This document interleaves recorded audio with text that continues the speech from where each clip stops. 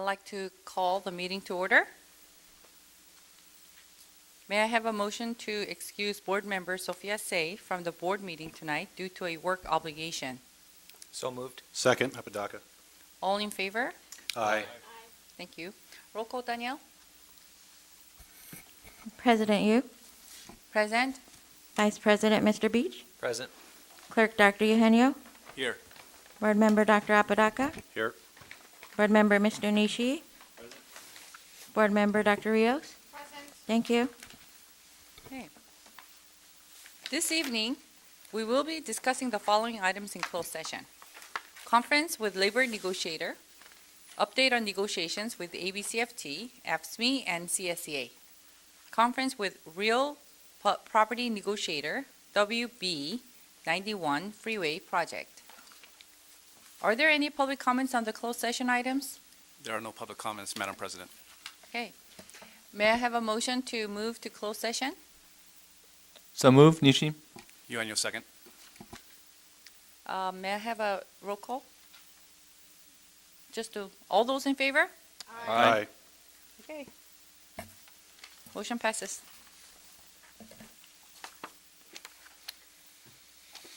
All right.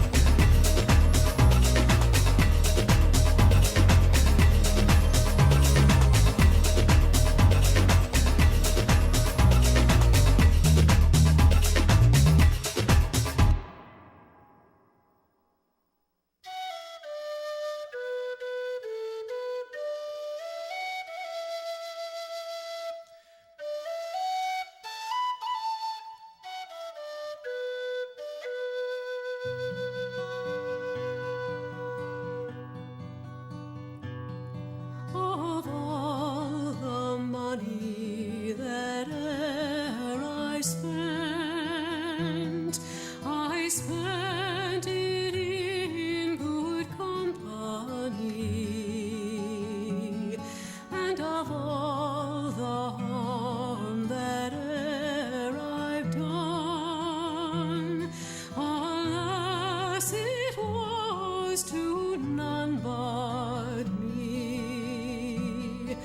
And all I've done for want of wit to memory I can't recall. So fill to me the parting glass. Good night and joy be with you all.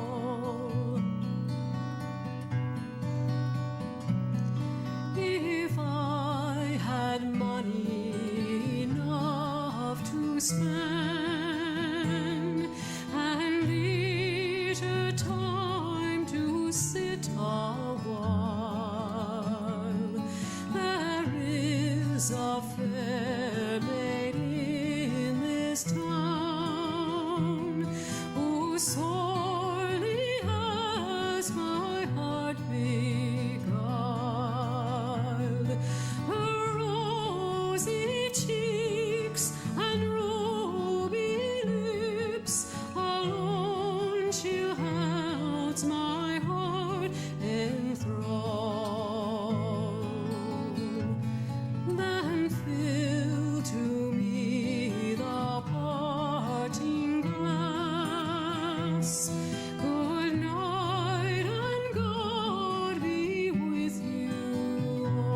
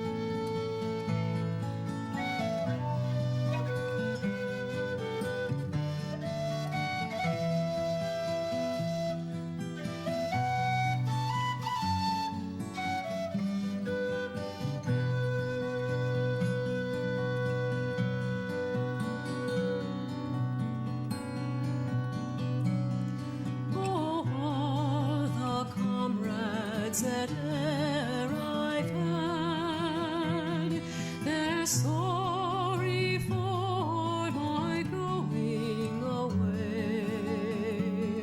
And of all the sweethearts that e'er I had, they'd wish me one more day to stay.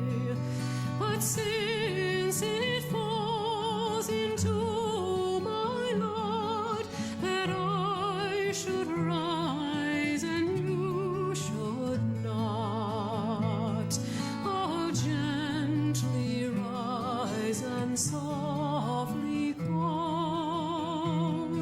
Good night and God be with you all.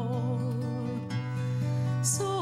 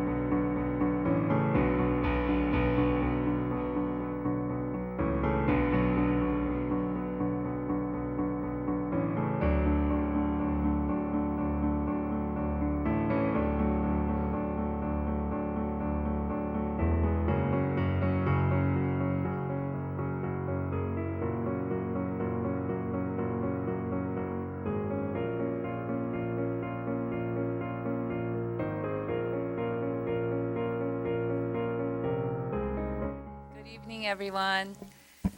Thank you for being with us today. I'd like to make a motion to excuse Dr. Apodaca for work-related. May I have a motion? So moved. You on your second? Okay. All in favor? Aye. Okay. We welcome public comments, and anybody wishing to make a public comment must fill out a card on the left to my table, a card on the table to my left. All public comments are to be made during the public comment section or at the time an item is presented and must be done before the item is discussed. Each comment must be no more than 5 minutes. Tonight, in closed session, the board discussed conference with labor negotiator, update on negotiations with ABCFT, AFSCME, and CSEA. Conference with real property negotiator, Freeway 91 project. Ernie will lead us in the pledge. Please Please rise. rise. Ready? Begin.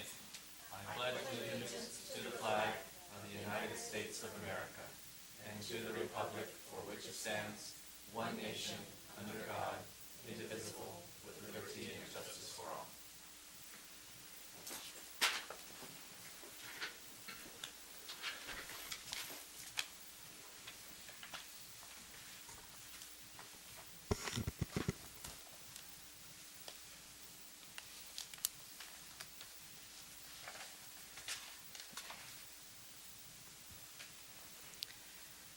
Okay, we have recognitions tonight for student board representatives. Dr. Su? I would like to honor whoever the student board representatives are. Are they in the room? Come on up. Tonight, we'd like to acknowledge the 2021-22 school year for board representatives who have provided reports of activities taking place at their high schools and the adult school to the Board of Education throughout the year. We will also have a report from adult school tonight, but before we do that, I'd like to call on President Su Yu to pass out the certificates to our students.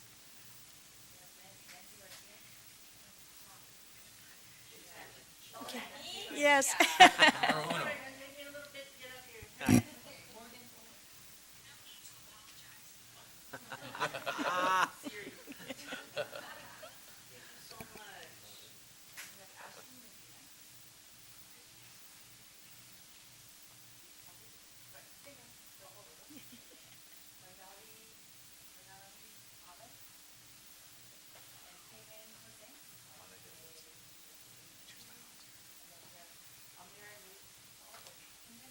Okay, yes.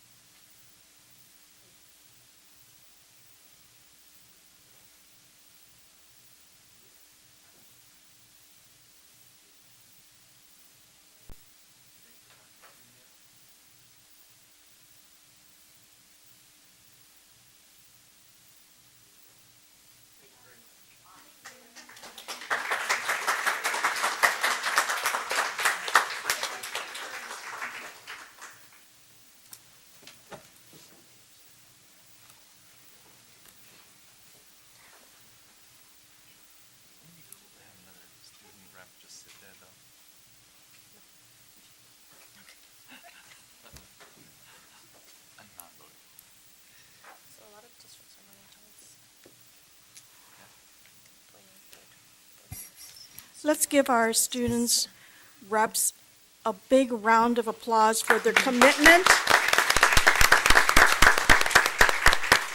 and providing great reports during the school year. If you're a senior, I'd like to wish you the very best in your endeavors. Take care, everybody.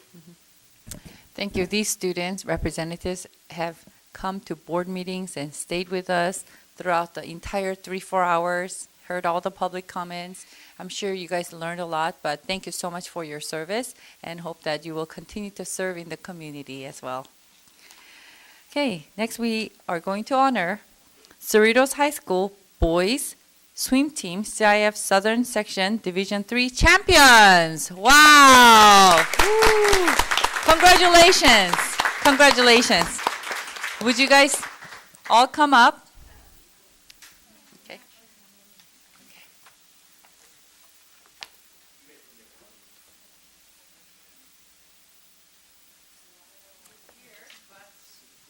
We have a few missing. They have, our team made up from our seniors. They have their, yeah. Yeah, thank you. My daughter is there to announce. So we'll just kind of give it, let's see, name? We got, Felix, Alex, and Preston.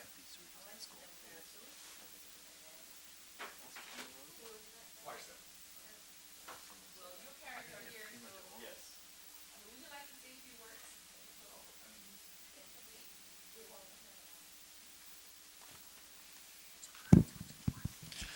All I can really say for all of this is I started this job in September, and with the group of athletes that stepped forward with me during this season, polo especially during swim season, it was something that I was unprepared for in their talent and what they were able to achieve in their own. Myself and our coaching staff always joke that we just corral them. They do the effort, they do the work, and this year was one of the highlights of my coaching career. And I'm very proud and very happy for all of them of what they've accomplished and what they're going to do moving forward. Can you share what does it take? Well, they would know. 4 days a week, 6 a.m. to 8, and then afternoons 2 to 5 every day. Hard work, including pool time at 6 a.m., weights, more pool time, on top of their studying academics. The people up here right now, Parsa Ajipur is one of our valedictorians at Cerritos. So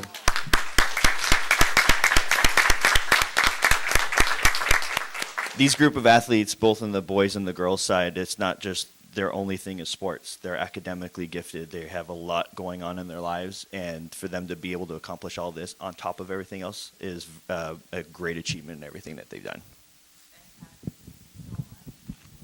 I just want to add, what does it take for the parents to drive the kids early in the morning, right? That's dedication, and that's how they got to CIF. And you guys want to say a few words? Sure. All I would like to say is that our team is full of 80 people. So the only reason that we don't have more showing up is because our 9th through 11th graders are focusing hard on finals. They want to make sure they're studying, getting their academics, and that's one thing that, like Par said, we really focus on academics first, and I think that's what helps us get into winning CIF. So, and then with our 12th graders, we also have the candle rose ceremony that's been planned for a few weeks, so people have dinner reservations. So I promise if this was another day, you could really see how big of a team this is. And, you know, it takes 80 people combined, and I think that you'd really be able to see that we have an outstanding group of young women and women that love each other and come together. And I'm really glad we were able to get this feat. Yeah, I just like to say that, Coach was joking that we do the effort, but we couldn't have done this with this new coaching staff. They came in and they really stepped it up, and our aquatics program is really phenomenal now with them stepping in, and our team is wonderful, as Felix mentioned. So yeah, big thanks to them and big thanks to my other teammates. I just want to thank at least our whole team for always putting in the work and going into all this morning practices and stuff. It's a lot of hard work that we've put into making sure that we can achieve our goals. And at first that CIF didn't seem like a feasible solution or feasible end goal, but then as we kept working harder, we could see that the result was coming in. So we worked hard enough in order to be able to achieve this. So yeah, thank you to our coach for always putting our work. And yeah, Yeah, and also I want to shout out our parents, my parents. Thank you to my mom and dad for always waking up early. Okay, thank you so much. Thank you to Coach. Please stay with us. Promise? I'm trying. I'm trying my hardest. Okay, we have Phyllis Burkamp.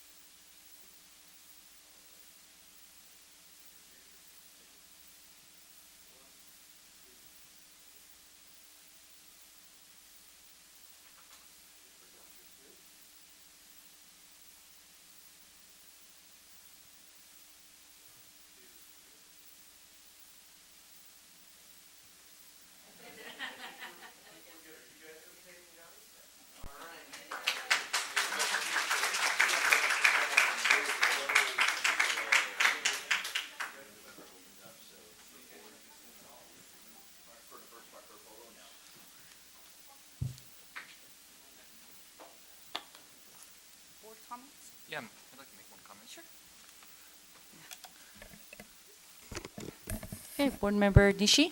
I'll keep it quick, but Madam President, this is a pretty amazing achievement for them because they didn't even have a swimming pool for the first 3 months of school, and here they are training to be the #1 CIF champion without any facility. So I got to hand it to the coach and to the team. They say that it's just them, but it's a lot of dedication.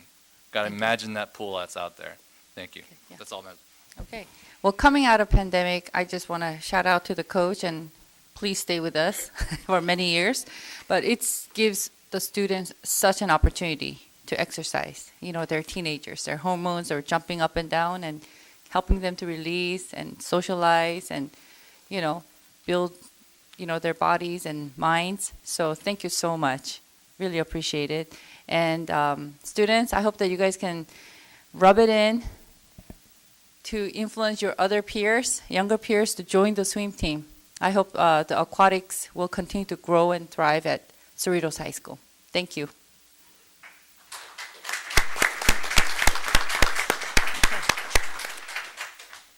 Okay, next we have ABC Federation of Teachers Retirement Chapter, Local 2317, Scholarship Presentation. Sylvia Rodriguez, President, ABCFT Retirement Chapter.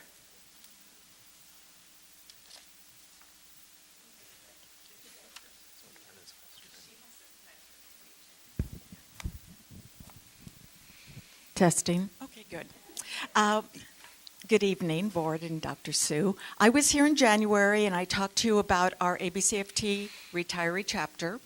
And one of many things that we do, one of the things I'm the most proud of is the scholarship that we give to a senior, ABC senior. So when I was here last January, I introduced to you Richard Hathaway, who was here again tonight, because we give this scholarship in the name of a teacher union, former teacher, union activists, still activists, all of us that are in the retirees chapter. But tonight, I have the honor to present to you the winner of our $2,500 scholarship. Wow. And that is Paulo Baja from Artesia High School. Ooh. Can you stand, Paulo?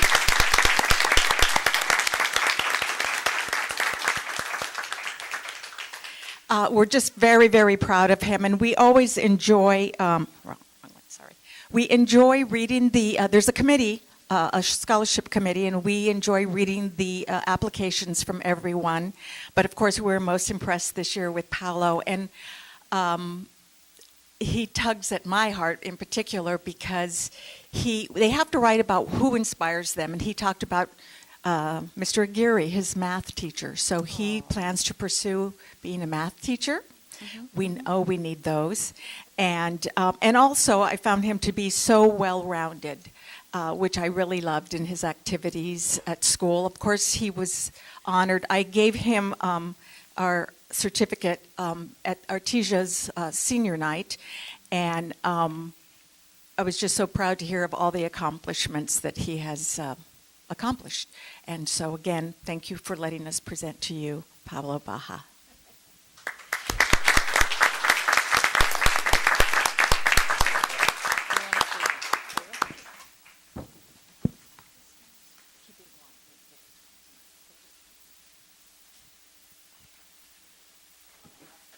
Oh, thank you so much.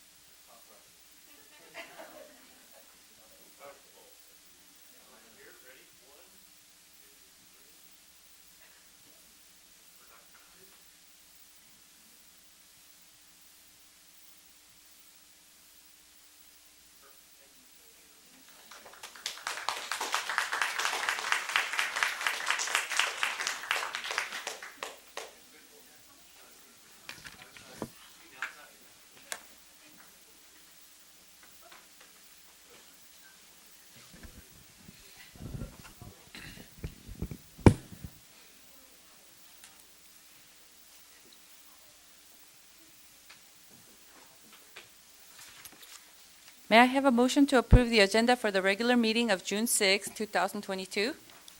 Motion approved, Eugenio. Second. All those in favor? Aye. Okay. May I have a motion to approve the minutes of the regular meeting of May 17, 2022? Motion approved, Eugenio. Second. All those in favor? Aye. Motion passes. May I have a motion to approve the minutes of the special study session of May 14, 2022? So moved, Nishi. Second? Second? Madam President, I will abstain. I was not present. Okay. Second. Okay, all those in favor? Aye. Okay, thank you. Do we have enough? Three. Good evening, ABC community. Again, thank you for coming out. With the tragic events we have seen across the country, school safety has never been more important. I would like to remind ABC families that security is our priority. Before we move forward with the process to get Measure BB on the ballot, an ad hoc committee developed a facilities master plan to be used as a guide for planning projects through bond funding. And this plan, approved by the board, has security as its overarching priority. In fact, security has been at the forefront of projects at school sites since work through the bond began at schools in 2019. Safety measures at all schools include single point of access. Each site is secured and monitored at school offices. The Raptor Visitor Management System is in place to keep track of all visitors on campus. Perimeter fences. All sites have perimeter fencing which enclose school facilities and classrooms, preventing access to campus buildings. Security cameras. Every school has security cameras positioned to capture critical areas of the campus, and the footage is viewable in real time and recorded. Paging system. All schools have a digital paging system where audio messages and warnings are broadcast both inside rooms and exterior areas. Intrusion detection. Every school site has an intrusion system that provides warnings and alarms when an intruder attempts to break into a facility. The system is monitored during off hours, and the data from this system is recordable. Marquees, messaging to students, families, and staff can be displayed in real time on newly installed digital marquees at each school.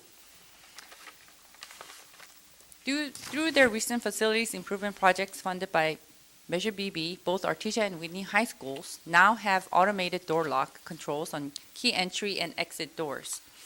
These new automated systems allow staff to lock down the campus. The district plans to install automated door lock systems at all schools through Measure BB. Schools recently completed and submitted their comprehensive school safety plans to the LA County Office of Education. Schools are required to complete these plans to have them approved by county offices of education. In addition to submitting these plans, we have contracted to work with a school safety consultant to provide additional guidance on safety planning. Finally, I'm pleased to tell you that the district continues to have a strong relationship with the LA County Sheriff's Department at both the Cerritos and Lakewood stations. In fact, we are working more closely with them than ever before and will partner with them on enhanced training for school administrators and staff. Do we have work to do? Yes, certainly. We have a lot of room for improvement. The safety of our students, teachers, and staff is critical, and we will continue to do what is necessary to make our schools safe.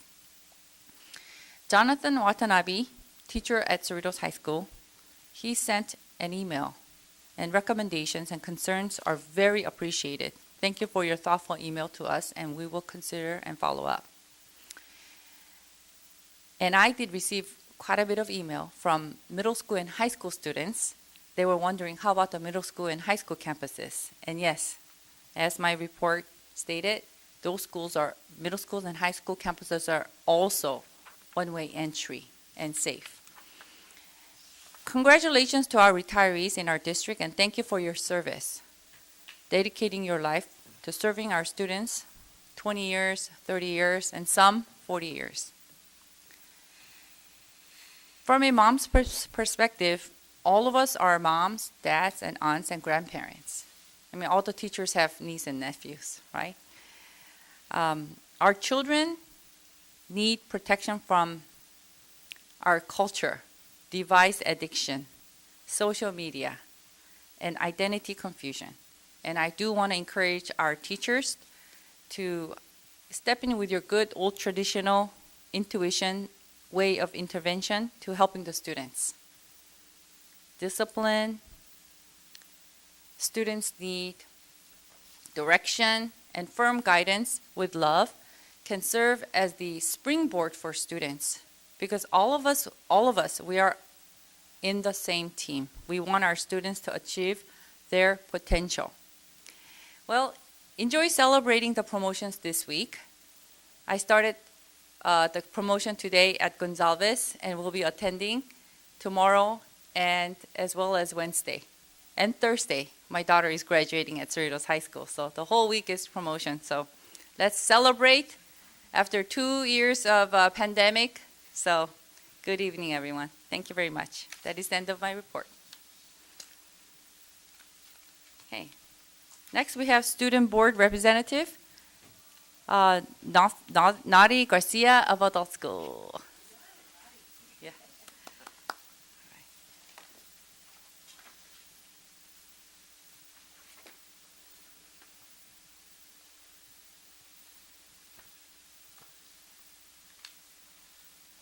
Pardon me. Yes, you got it. It's naughty like naughty girl. So, good evening, President Yu, distinguished board members, Superintendent Dr. Su, cabinet members, and community members. My name is Nadi Garcia, naughty like naughty girl, and I'm excited and proud to be receiving my career technical education diploma in graphic media design on June 8th. I have also been humbled by receiving recognition as Outstanding Student of the Year. However, I was unable to attend the ceremony as I required spinal surgery that kept me in the hospital for 5 weeks. And although my body has reminded me otherwise, the classes at ABC have kept my mind youthful. The classes were engaging and thought-provoking. Without ABC, I would have not had the opportunity to be part of this wonderful educational institution. The Career Technical Education Center at ABC Adult School is in great position as we head into 2023. Our big success report is the return of our career fair. On April 8th, we had 29 businesses represented during the 4-hour event. Students in our career programs were able to network with industry professionals. Businesses, including our own district HR, sent representatives to recruit our students. Interviews and offers for unemployment were made right on campus. We also had exhibitions from several of our programs, including medical assistant students taking blood pressures and blood sugar readings, and cosmetology students providing manicures and makeup to all those who were interested.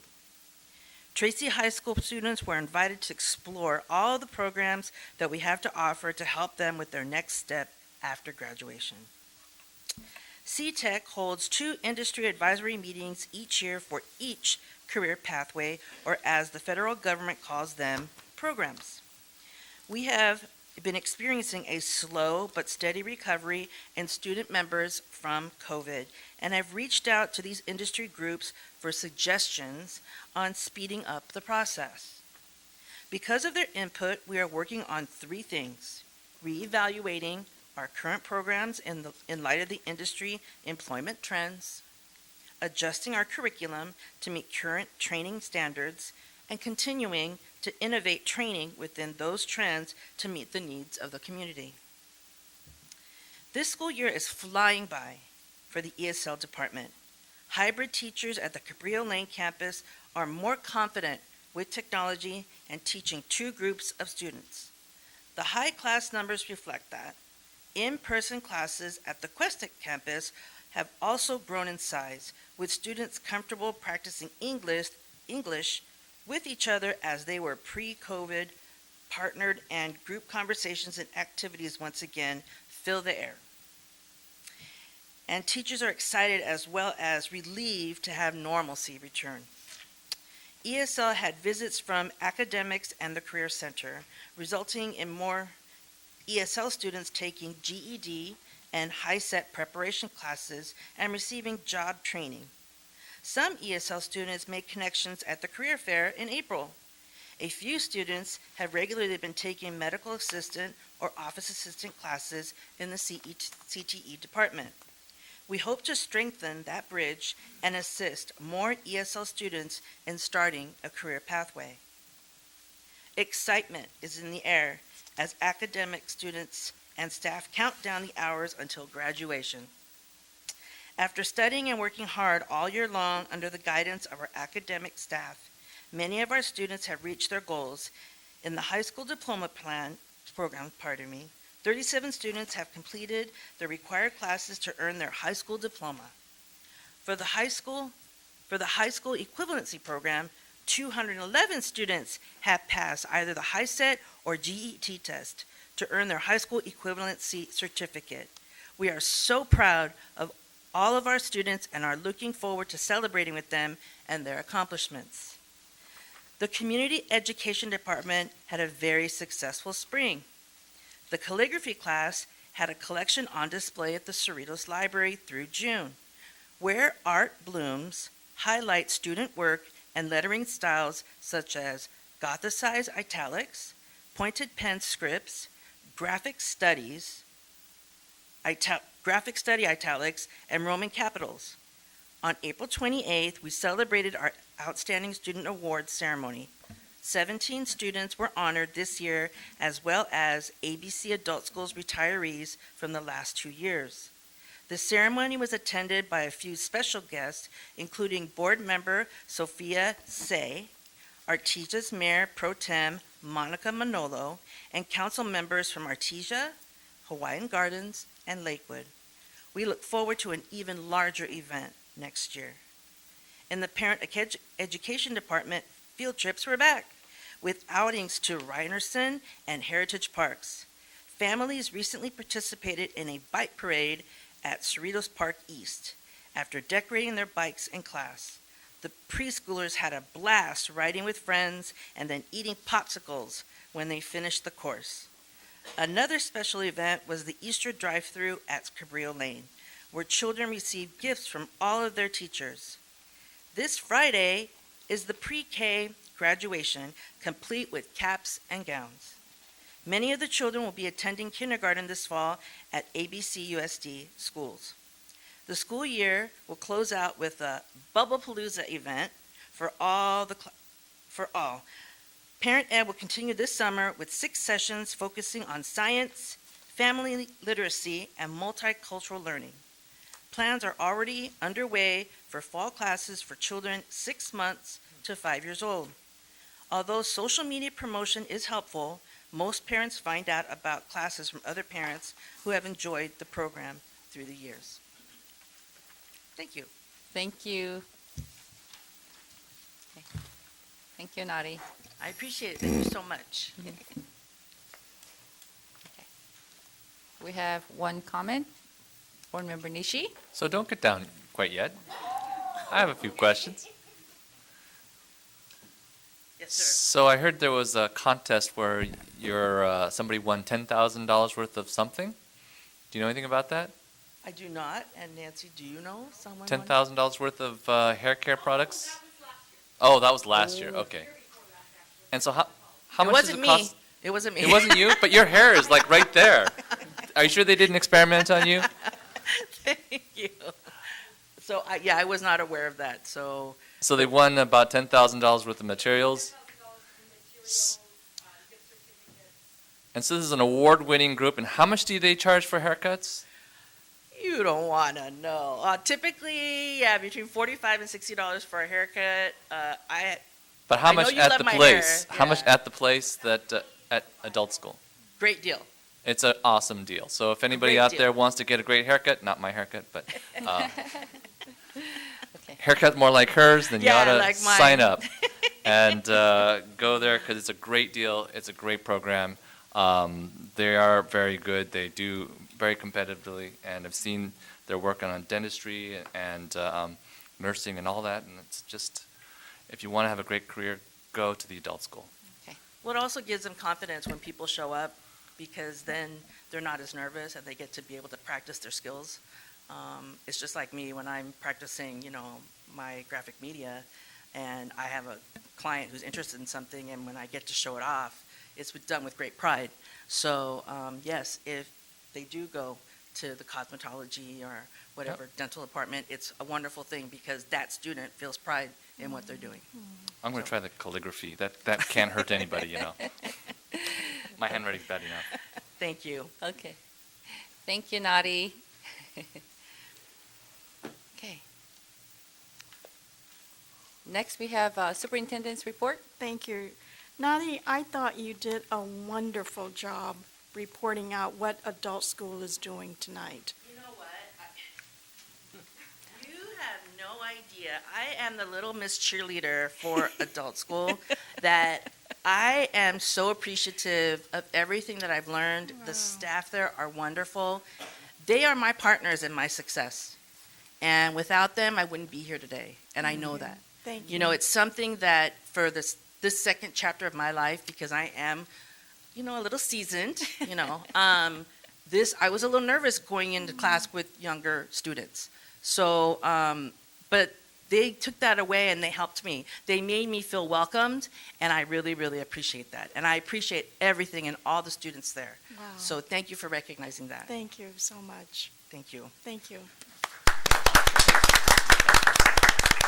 All right. Fantastic. Again, I would like to honor the students who left us this year. They will always be remembered as our 2021-22 student board representatives.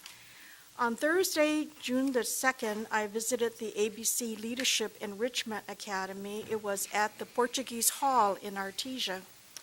I had a brief meeting with Carol Castro before I did my Stowers PTA meeting with the PTA group.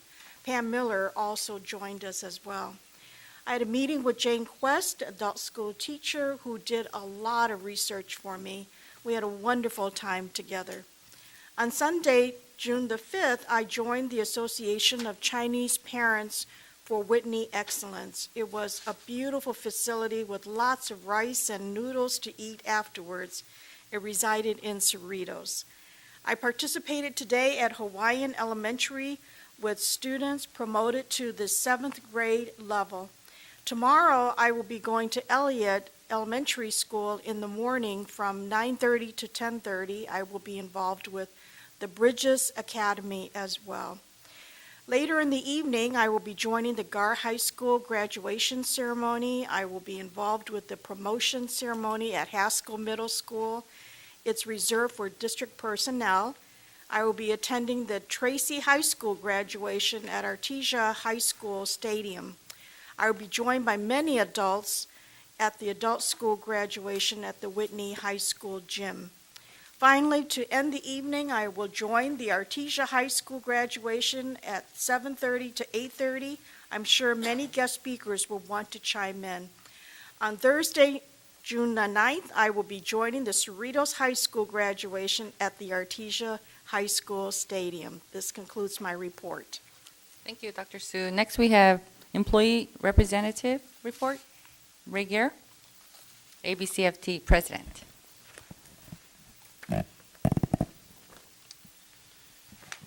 Good evening, President Yu, Board Trustees, Superintendent Dr. Su, Administrative Cabinet, teachers, students, parents, and ABC community. My name is Ray Guerin, President of the ABC Federation of Teachers. I'm going to keep it really short. We had a challenging year. Who knew that this year would be more challenging than the first one, right? But congratulations to all of us, and this includes the community, parents, students, everybody really pulled together and made it through and made a successful year out of it. It didn't come without its challenges, you know. Not everybody got along all the time, and not everybody was on the same page, and not everybody knew, do I wear a mask, do I not wear a mask, do I get boosters, how does that impact classrooms? It was a very confusing year. But we really did a good job as a district. And don't forget that, you know, teachers really worked with the students this last semester, and didn't complain, and the students didn't complain, and the parents. This must have been a really confusing year for you, with your and your student, you know, and your son or daughters, because we never knew it was going to happen throughout the year, but we're at the finish line here. We all deserve a summer. Some of us are going to do a little bit of summer school, you know, some students and some teachers, and that's okay. It's a different platform. It's a, you know, different tone.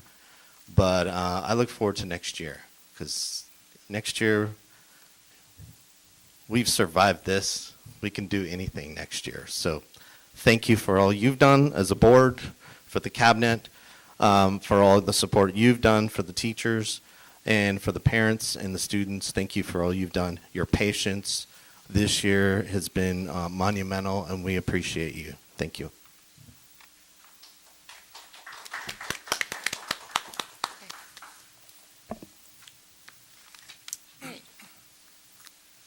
Next, we have public comments.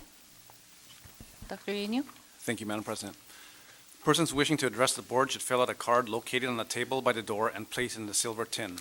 Speakers will be called in sequence during the public comment section, which is limited to 1 hour, and each speaker to one presentation of 5 minutes, unless the board wishes to waive the time limit. Those who have a group concern are encouraged to select a spokesperson to address the board. Persons wishing to address the board on a specific agenda item at the time the item is under discussion are limited to 5 minutes each and will be called to speak following the staff comments and prior to the board's discussion and taking action. Adverse remarks about a person's race, ancestry, ethnic group identification, religion, color, national origin, sex, sexual orientation, gender, mental or physical disability, or age may not be made. Please avoid remarks or charges which reflect upon the character, motives, qualifications, or ability of any school district employee. Concerns presented to the board will be followed up and addressed by the appropriate staff. Our first speaker, we have Joseph Cabra.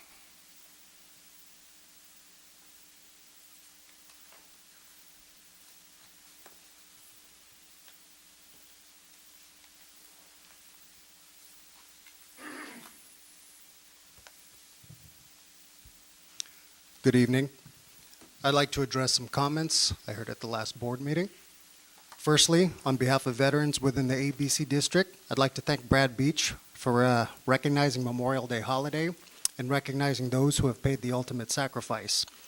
It is growingly uncommon in academic settings to recognize sacrifices of our armed forces, let alone acknowledge our current servicemen and women.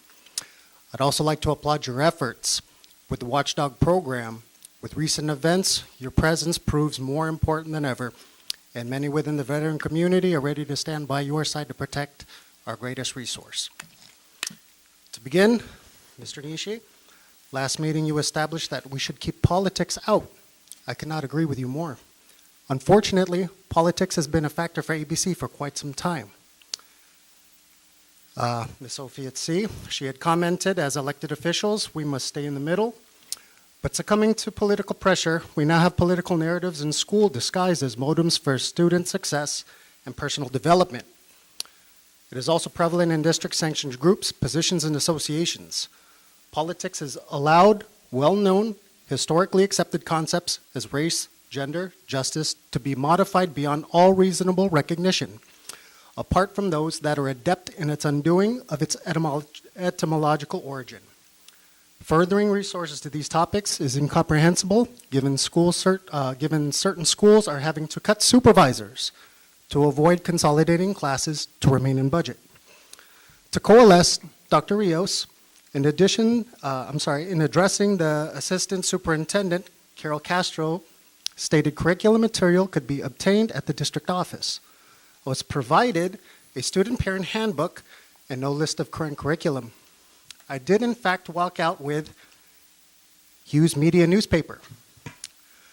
Why this political garbage is in the lobby of ABCUSD is beyond any reasonable logic of political posturing is frowned upon in this building. I suggest you remove it, and I pray it wasn't purchased with district funds. To note, I did acquire the curriculum via ABC website, as Carol Castro had mentioned. I'd only visited in person to test the veracity of the claim.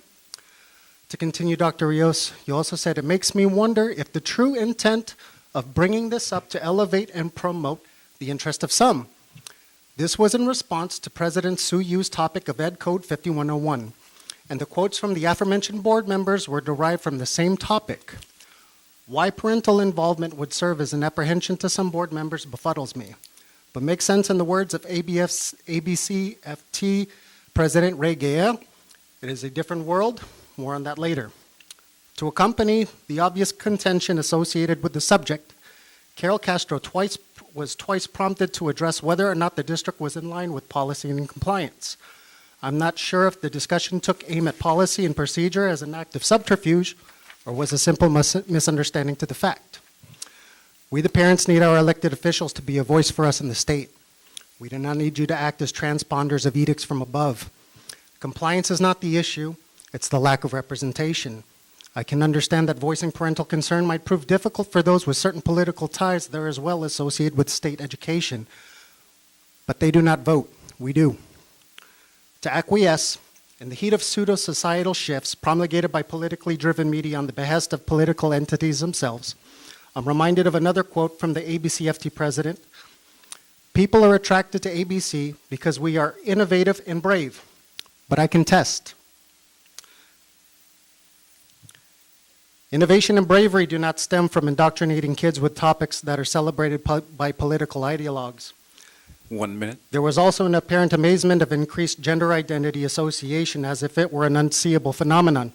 Yet this ignores the fact that it is a promoted, celebrated concept within our media, government, and now schools. Kids love to belong. Promoting self-diagnosis hinders more than helps. And ABC is attractive due to its high output of graduates and academic achievers, fostered by the faction that ensures education is a child's priority. That is parental involvement. Thank you, President Yu. Thank you.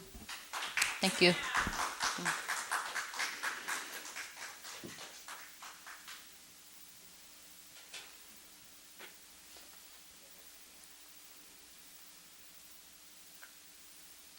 Next speaker, we have Carla Cruz. Good evening, everyone, board members, Superintendent Sue, and community.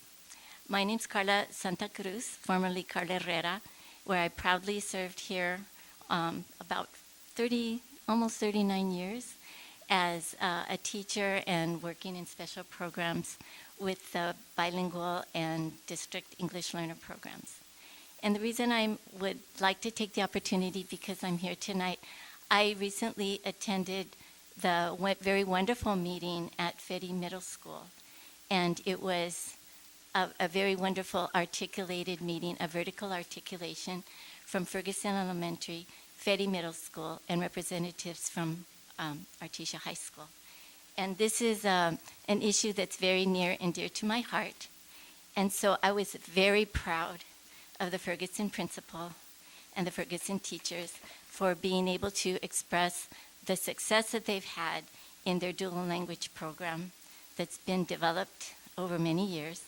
And I was very happy to begin the bilingual program as it began years ago in 1974-75. And now it's evolved over so many years to now be a very well-balanced dual immersion program. But what made me even more proud was to see our former student, Denise Macias, who was a Ferguson student. Then she worked as an administrator and teacher at Artesia High School, and now she's a wonderful principal at Ferry Middle School. I was so proud to see the articulation and the effort that's being put into this program to continue to build. And I was even more proud to see that they're planning ahead, as they should, to work with the Artesia High School administration. And then I was even more proud to hear that Dr. Carol Castro has been very supportive of the program. And so I, as a community member, with my heart always very near and dear to Ferguson Elementary and ABC, am here to help as a community member in any way that I can. And I want to say that I was even more proud to learn that there's articulation with Cerritos College. And I have served at the state level on the Instructional Quality Commission. And so even though I retired in 2013, I continue to be involved at all the local and even state levels in advocacy for these programs. I know that there are funds that are available for districts to apply for and that are being promoted to be able to have school-wide programs. And so I just want you to know that you have some very capable people working in the dual language programs on both sides of the district. And I'm very proud also of Nemus Elementary and working into Ross. So I urge you for the support that they need to continue these programs, to have the curriculum, the program, the professional development, the materials that they need to have a high quality program. And as I said, I'm a community member, but I'm also a former district employee. And also I'm a proud grandmother of a child that's going to be attending kindergarten in the Nemus dual immersion program. He lives in the Gonsalves area, but we're choosing Nemus Elementary for him. Thank you.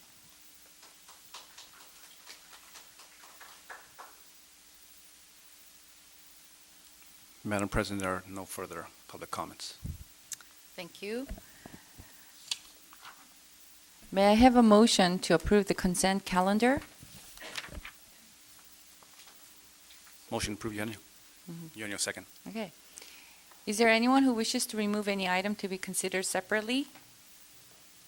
If none, all those in favor? Aye. Okay, the motion passes.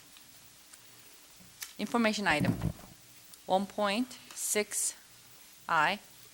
May I have a motion to conduct a public hearing for the Local Control Accountability Plan, LCAP, and the preliminary budget for the 2022-23 fiscal year? Motion? So moved. You on your second. Okay. Tuan?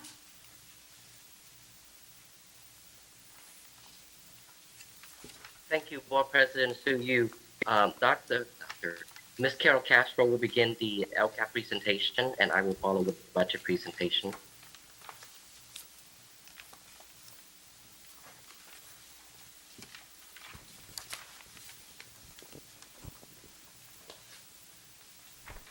Good evening. We're just trying to let the screen come down so that our general public can view it. Thank you, everyone. This evening, we are presenting our public hearing on the 22-23 proposed local control accountability plan. Carol, can you, closer to you? Closer? Yes, There we go. thank you. I'm still trying to get used to all these mic situations here.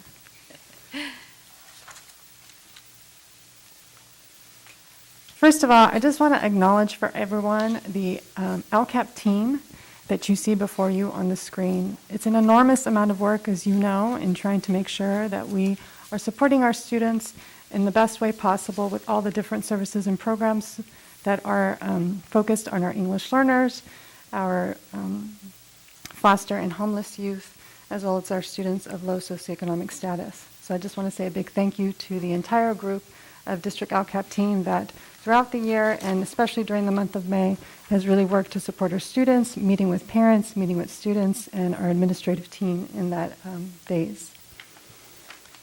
As a reminder, the LCAP is an integrated, coherent, and comprehensive system which brings together our data with our LCAP services and looks further at our LCFF supplemental concentration funds. As you know, we have not had CAFS scores in the last few years. This year, recently, students have actually completed their CAFS testing in ELA and math, and so we'll be receiving some updated scores in July of this summer. Those results will be able to better inform us on what focus areas we need to examine. And I just wanted to make a note of that because you'll see throughout the presentation that we're referring to our district benchmarks, but we'll be updating that information once we receive those ELA CAFS math scores. This provides you a timeline, our annual LCAP timeline, as to the type of work that we do. We first make sure we provide updates and hold input meetings for all of our various educational groups, and I'll provide you some more information regarding that later in the presentation. Tonight, as you know, we're providing the public hearing for our proposal, and then on June 21st, we work towards our action item. Through July and August, we have our LACO Office of Education Approval process, and then again, we implement and begin our approved process in the fall of 2022. This provides you information on the various stakeholder groups that we work with. Of course, obviously the board and cabinet and our principals, but we also work with our students in holding student voice forums. We have LCAP parent advisory groups, our English learner LCAP PAC groups, and board advisory committees, along with site-level LCAP meetings and making sure we're aligned with our student plan for student achievement. Again, this is just a reminder that our LCAP focuses on those 8 state priorities, and you can see the priorities there. In the presentation, I'll be going over the specifics in our plan regarding those priority areas, as well as defining for you our state and local measures. Again, one last reminder that these funds are primarily directed towards students from low-income backgrounds with English learners and our foster youth and homeless students. So to begin, our first priority is to provide basic services for learning. Actions numbered 1, 3, and 14. These provide students with highly qualified credentialed teachers, support staff trained in trauma-informed practices, access to supplemental instructional materials, and safe and maintained learning environments. You can see our data here for our end of year. The main metrics that are being used are Williams Instructional Materials Reporting and Facilities Inspection Reports, which we both have at 100%. Our California Teaching Credential Report, there's a slight drop from last year with a 99%. This is really due to the pandemic shortage of staffing and needing to use long-term or student teachers to support some of our classrooms. Priority 2 in implementing California standards, actions numbered 4, 6, and 8 through 13 provides professional learning using a coaching model to support transitional kindergarten to 12th grade general and special education teachers in the following area: data analysis with goal setting, classroom strategy implementation, culturally inclusive classroom practices, content standards, new instructional materials, and technology integration. In addition, we've provided support for English learners with professional learning for teachers and para support, scaffolded with access to the curriculum, as well as academic enrichment, such as Spelling Bee, Reading Olympics, STEM Club, and STEM Olympics, which I'm glad that this year we were actually able to host at various school sites. So that is a great thing that we were able to move towards that this year. Just to give a little bit more detail, I wanted to provide additional information with an area that has come up several times, and that is in the focus of math. So one of our goals under addressing the standards is to make sure that we're supporting students with their math scores in the CASP. And there's various ways that we do this. In elementary, we partnered with WestEd this year for math professional development. We have a new edition of math materials with training support for teachers. We have a new STAR Math Diagnostic Assessment that gives us real-time information on what students are learning, what they've mastered, and what they need to work on. We also have computer adaptive math intervention programs, such as Imagine Math and Freckle Math. In secondary, we also have coaching for our new teachers and special education teachers. We have our ALEX Math Diagnostic Program and software support, again giving on-demand, real-time information about student progress. Data analysis support for teachers so that they know how to adjust their lessons for that instruction. Tutoring support through Tutor Zone, and our summer intervention and enrichment programs. Again, this is going to provide you a little bit of that data and information that we are consistently progress monitoring and ensuring that our students are staying on track. Typically, we would be reviewing prior CASP scores here, but we are excited to see what the data will say in July 2022 and look at that alongside our district math benchmark and our district ELA benchmark. You can see there that for our end of year results, for elementary students, 71% of students scored proficient in math, and in ELA for elementary, it was at 66%. For our secondary students, 53% of students at the secondary level scored proficient in math, while 52% scored proficient in ELA. In addition, you can see our reclassification rates. That will also be coming out in July of 2022, but prior rates show that it was at 10.8%. And again, we have this was approximately 45% of our English learner population.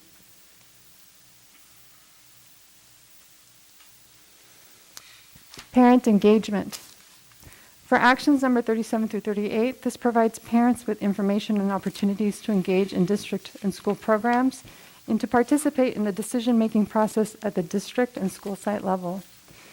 In terms of our survey results, you could see that under California School Parent Survey, the engagement indicator, 80% of our families felt that they were engaged in various ways at both the school and district level in such things as school site council, DLAC, LCAP PAC, or advisory committees. They felt they had the opportunity to be able to engage with their school environments. But with involvement, you can see we had a dip from 83% in prior years to 73%. This is the opportunities to partners at the school site with school initiatives. Now this, in looking at the data closer, it really is due to pandemic restrictions on campuses. As you can understand this year, we slowly reopened and only recently were able to have volunteers on campuses.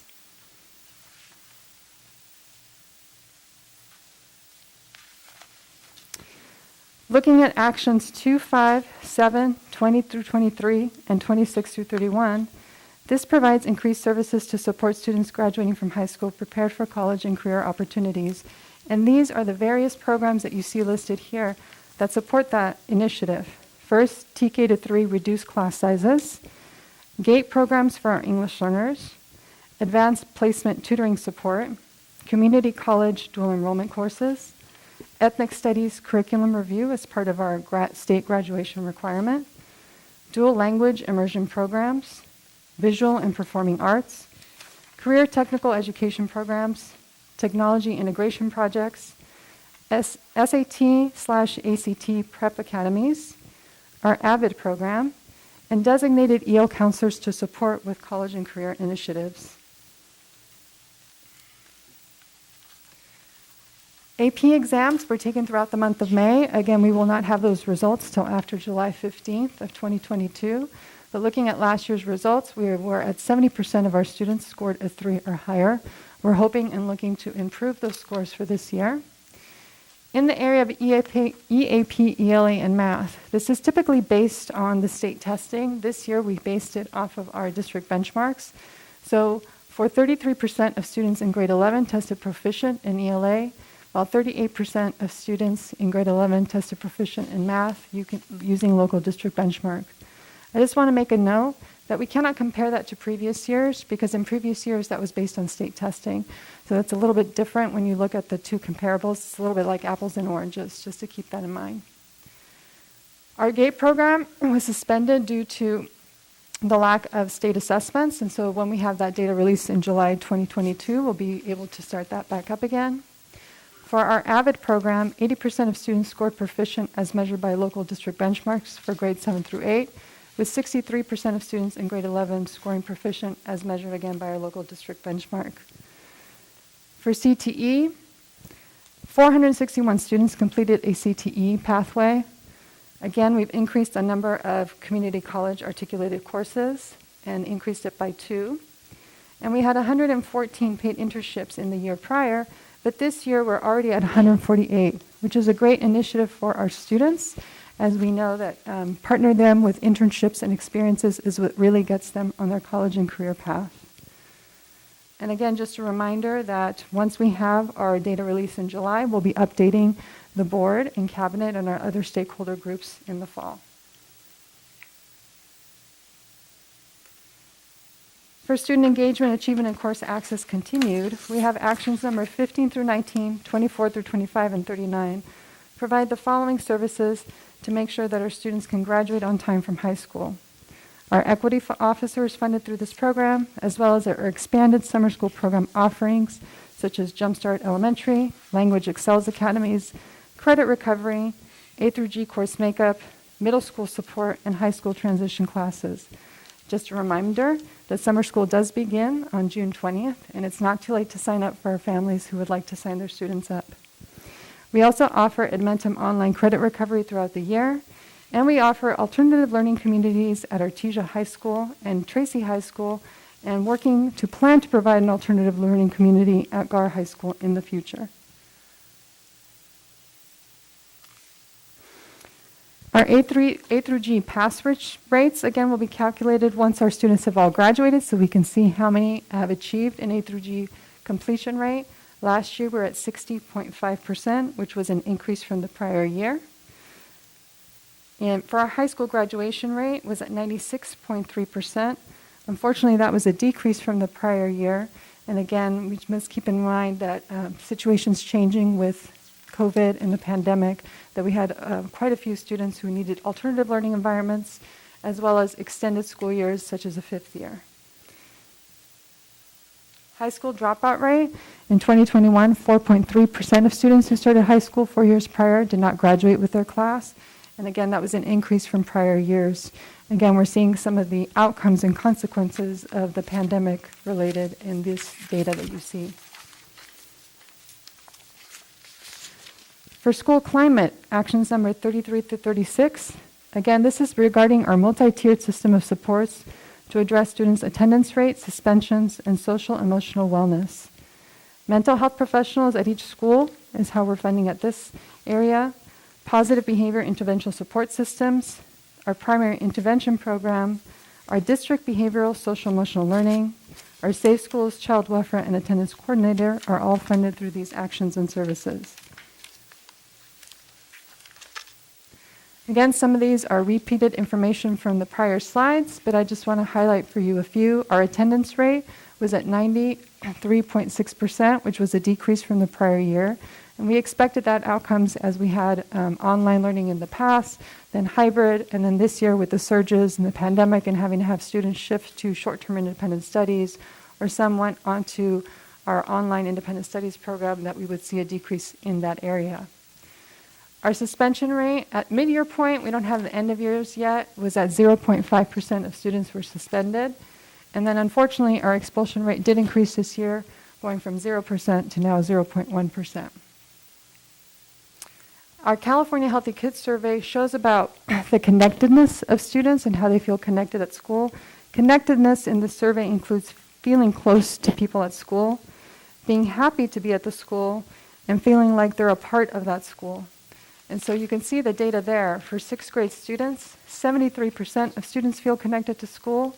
In 7th grade, 60% of students feel connected. And then 9th and 11th, it goes down to 51%.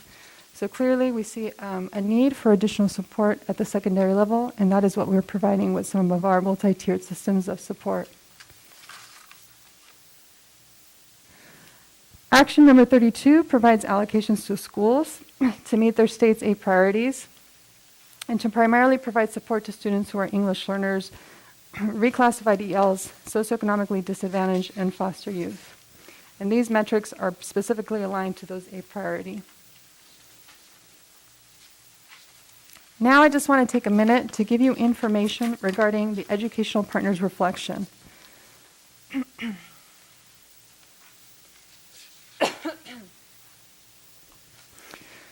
Throughout the month of May, the goal of academic services was to really collect information from our educational partners in a variety of formats to ensure that their voices are represented in our local control accountability plan. We conducted parent phone surveys, did employee group meetings with our various employee groups from certificated to classified staff, conducted teacher surveys, did district and site leadership team meetings, and had 4 parent meetings, 2 of which were in person and 2 of which were virtual. So we gave parents options as well. The pictures you see here are actually our meeting at Feddy Middle School. I was very happy to see that we had about 40 parents turn out at Feddy and a huge showing from our migrant ed population. So this is a very brief summary of the highlights from the information provided for these continued and expanded services. Parents emphasized that they wanted to see parent workshops come back and more outreach efforts. They definitely missed the Parent Leadership Academy and other of the workshops that we've offered in the evenings, including math, English, mental health, and reading. They talked about continuing the academic intervention and after-school support, which we'll be extending using our extended learning funds as well. And they talked about how they appreciated the bilingual EL counselors that helped with the communication with the school site and with their teachers. We also visited students across the district. We visited students at elementary levels and at every single one of our middle and high schools in small group forums. Students noted the following.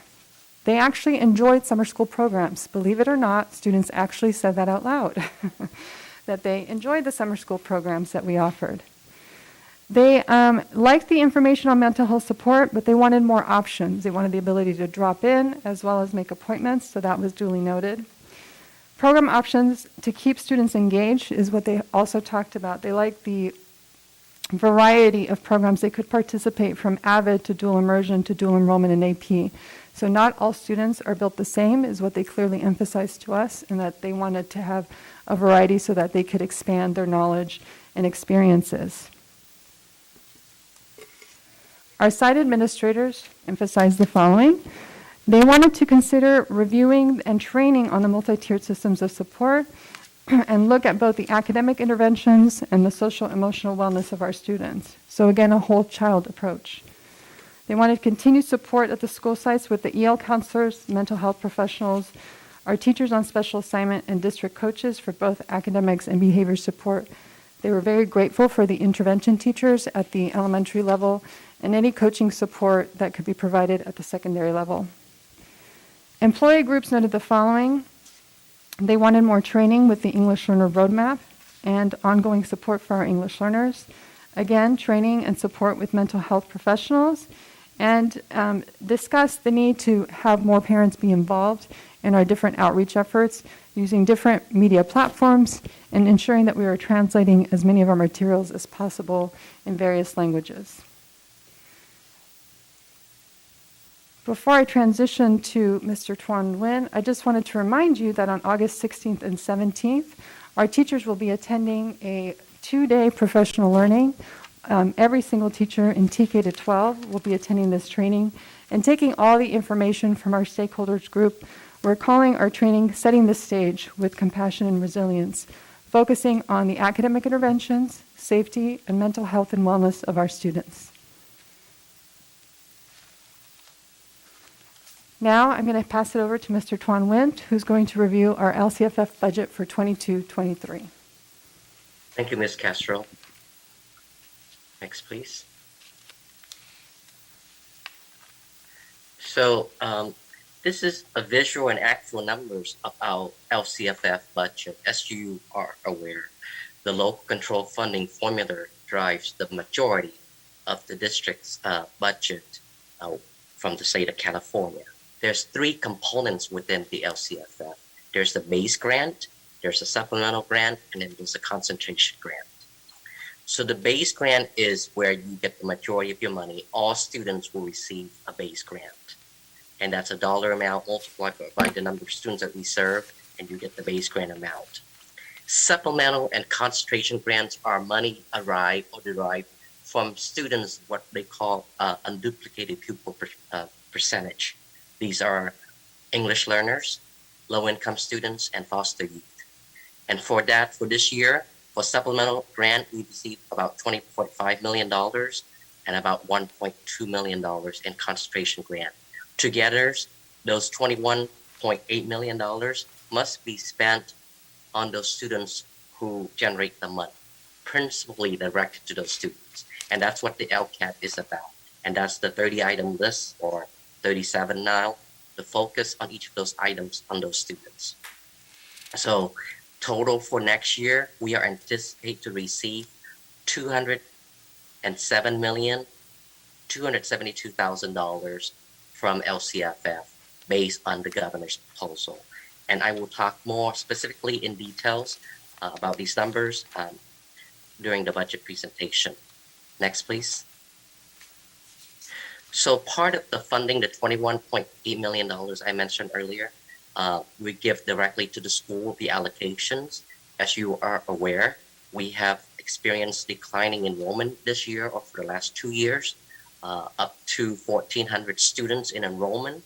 And coupled with the decline in the attendance percentage, we're looking at about a 2,000 student decline in ADA.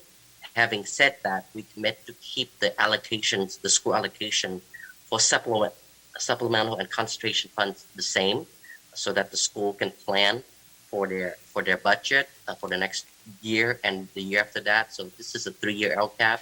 So we plan, even with declining enrollment, to keep their funding and allocation the same so that they could run their program. Next, please. The next page, as you can see here, is the allocation for supplemental concentration. And again, this is not based on enrollment, but based on their unduplicated pupil percentage. So the higher the percentage, the higher this allocation is for school. And like I mentioned, most if not all of our schools have experienced declining in enrollment, but we have decided to keep their allocation the same so that they could better manage their budget. So that is pretty much the budget portion of the LCFF and the LCAP. There will be, after this, a full budget presentation on the budget itself. So at this point, we usually pause for questions from the board, and then I will move on to the budget presentation. Madam President. Right, now we are open to board discussion. Any questions, comments? Okay, we start with Dr. Rios. Not necessarily a question, just I know that a lot of the data that we're going to use this year is going to be, this year is going to be kind of like a baseline year. So I'm always curious as to the breakdown. So I know a lot of these numbers are cumulative across the district, but when it comes to like improvement, I am going to ask staff to please be prepared to answer questions on how individual schools perform, because I am very curious about growth. You know, we got a very exciting presentation last year on LCAP, and I am curious to see what the outcome of all those new programs, et cetera, were done. I also would I'm wondering, Tuan, this is a question for you. I know you talked about 88. Do we keep track of that loss of students and keep track of like how many of those were unduplicated students versus non? Yes, so the not specifically, however, more non-duplicated students that we lost proportionately, because at times students from out of the district that we lost are more unduplicated, so they get in additional dollars. On average though, right, if we had 56%, so you can take that average instead of 50% of the students that we lost on average would be unduplicated. But proportionally, we know that it's a little bit more because of the inter-district permit students are usually qualified for unduplicated. Right. Because I was looking at your total, the school allocation, that adds up to, what was it, 4 point, I saw a total here somewhere. 4.1. Yeah, 4.25, I guess. Right. And the total that is allocated for these students is 21 million. So a big percentage, I assume, is going to fund programs such as Correct. the EL counselors, et cetera. So there's plenty of money. And also, I mean, even though we do expect a loss of students, this money is given for the students that are present, right? So we can count on this money as long as we continue to have unduplicated students, these additional millions and millions of dollars to help support their needs, right? Correct, but if the total, population shrunk, right, then the percentage of that will shrink. So if you have 56% of 20,000 versus 18, then that will be less. Having said that, we committed to give the same allocation to the schools. No more questions, Madam President, thank you. Okay. We have Board Member Nishi. I have to ask a couple questions. So this is year 2 of a 3-year program. How much change can they do in a particular year? So there's a 3-year plan, and they make a budget at each little section. But how much discretion or how much change do they make per year? Can it change a lot, or a little bit, or is there a percentage difference? There's not a specific percentage. It's based on the data that we look. So that's why we constantly progress monitor, not only at the beginning, but the mid-year point and at the end of year. So as you're progress monitoring, you can look at a specific goal, for example, with AP tutoring, and decide that we need more tutoring support. And we've done this in the past where rather than just giving tutoring support towards the time of the AP testing, we've extended it earlier and added additional funds in order to make sure that students are continuously receiving support throughout the year and therefore getting better outcomes as we get closer to the AP test. So there are modifications and adjustments that we can make with each of these actions and services. And those modifications are really based on the data that we're receiving in real time, as well as the data we see coming out in July. So if we need to make adjustments after the data that we see, we can certainly do that within the parameters of the actions and services. In some cases where we see that an action and services is not being successful, we can then modify it in order to make sure that we're ensuring that we're receiving the best services for our students. So another example from this year is that we had a shortage of subs, and so professional learning was very difficult. We could not sub our teachers out, so we were not able to accomplish that at the time of the year that we originally planned.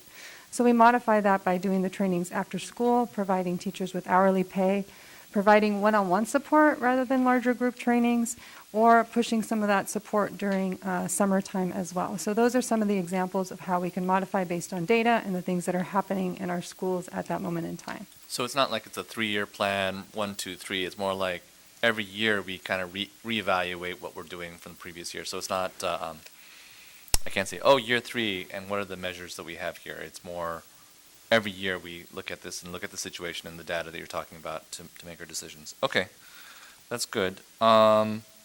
And then you had parents that participated, and I see here on page 23 of 120. So these are how many parents participate in these? In the in-person or overall in all the different formats? Just in all the different formats. Well, I know in the in-person, we had about, total about 75 from all the different meetings. We had about 500 that participated in the phone surveys as well. We had about, I want to say, close to 250 with our student groups support. So it just depended on which surveys and which, because remember, we do these at various points throughout the year. So those are the most current numbers that I have for the recent surveys and in-person meetings that we had. So 75 in person. That seems kind of low for as many schools as we have. Yeah, we encourage parents and try to do outreach and have it at multiple times. We held the meetings at 9 a.m. We also held meetings in the evenings via Zoom so that if families could not attend in person, they would be able to do the virtual meetings. So do the Zoom and the in-person count as the same? It's in the the same 75? meeting. Yeah, no, different times, just different settings. So the 75 does not include the Zoom meetings. No, it includes all of it. It includes the Zoom meetings. Yes. Oh, okay. Because we have, okay, all right, that's fine. I'm sorry, Mr. Nishi, if I could add one more thing to that Sure. in response. As a reminder as well, we have our Parent Advisory Committee, and so many of these meetings, we encourage the participation of our PAC members, so our English learner PAC members, as well as our site-based PAC members. So you may not see large groups of families come out because schools have selected participants who are part of this advisory committee that will give feedback. They've been representing their school sites. So it may not be a random parent, it will be a specifically selected parent. Correct. But so a random parent can't just jump in and do this meeting because they won't know when the meeting is, or? No, they could. We advertise it across the board, but it would be specific committee members that we ask to participate as well because they have been part of this process throughout the year and they have been representing their school site throughout the year. So like at Cerritos High School, they would pick the band person or maybe the sports person and things like that. So you'd at least have a few people. Yes, typically there are parents that are part of our unduplicated pupil program, so that would be an English learner, foster homeless youth, or one of our students in low socioeconomic status. Okay. And then other groups as well, right? Yes, typically that and those other groups. Okay. And then is there a difference in the, I guess we didn't keep a track of who represents each particular group? Yes, we take sign-in sheets and keep track of who attends. Okay, all right. District benchmarks. What is a district benchmark? Is it like, I mean, I'm looking at page 13 out of 120. I see that we had a little bit going down, and then it looks like there's some sort of path going upwards, which is a good thing to see. I guess last year it was 64%, and this year it went down a little bit, but that's at a certain measuring point. What is the district benchmark that we're talking about? So district benchmarks are common assessments. We have a committee of teachers that, along with our district TOSAs, that have put together an assessment. It's typically can be taken in one class period. It's not a long assessment the way the state is, and that it's targeted towards checking that the standards at a particular time of year that are being covered in the pacing guide, that students have some knowledge and learning around those standards. So we do this at various points throughout the year, first in November and then again in February. We did see a dip in our scores in February, typically because it happened after the January surge. So for some of our assessments, we delayed them till March in order to make sure we were getting better data from our students, as we had a number of students who were out for an extended period of time. Okay, so the district benchmark is, it's different than this, it's not the STAR test. No, it's a different assessment. It's shorter and it's more, I would say it's localized and personalized to our pacing guide in ABC at that particular grade level. So there's so each school does the same test? Correct. So it's like a district-wide standardized test, but not a statewide standardized test? Correct. Okay, all right, that's what I was wondering. So that, again, this was the benchmark. This will be the first year that we're doing this. Or it'll be the first year that we'll have something new, because we'll have the STAR test that's come out, right? Correct. Okay. TK reduced class sizes. How much did it reduce by? I'm curious. Or how much are we reducing it by? So I went through this. Thank you, So Tom. in the contract, we can go up to 30 students in kindergarten through third grade. and we trying to staff it at 26.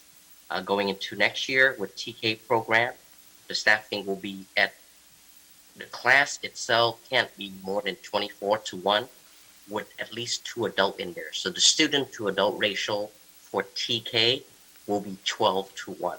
So let me repeat that. The class, individual class can go up to 24 with a teacher and another adult, like an instructional aide or paraeducator in our case, but no more than 12-1 That's student to adult ratio. That's great. That's great. For TK for next year. And then I didn't see the thing in here about gate. What page was gate on?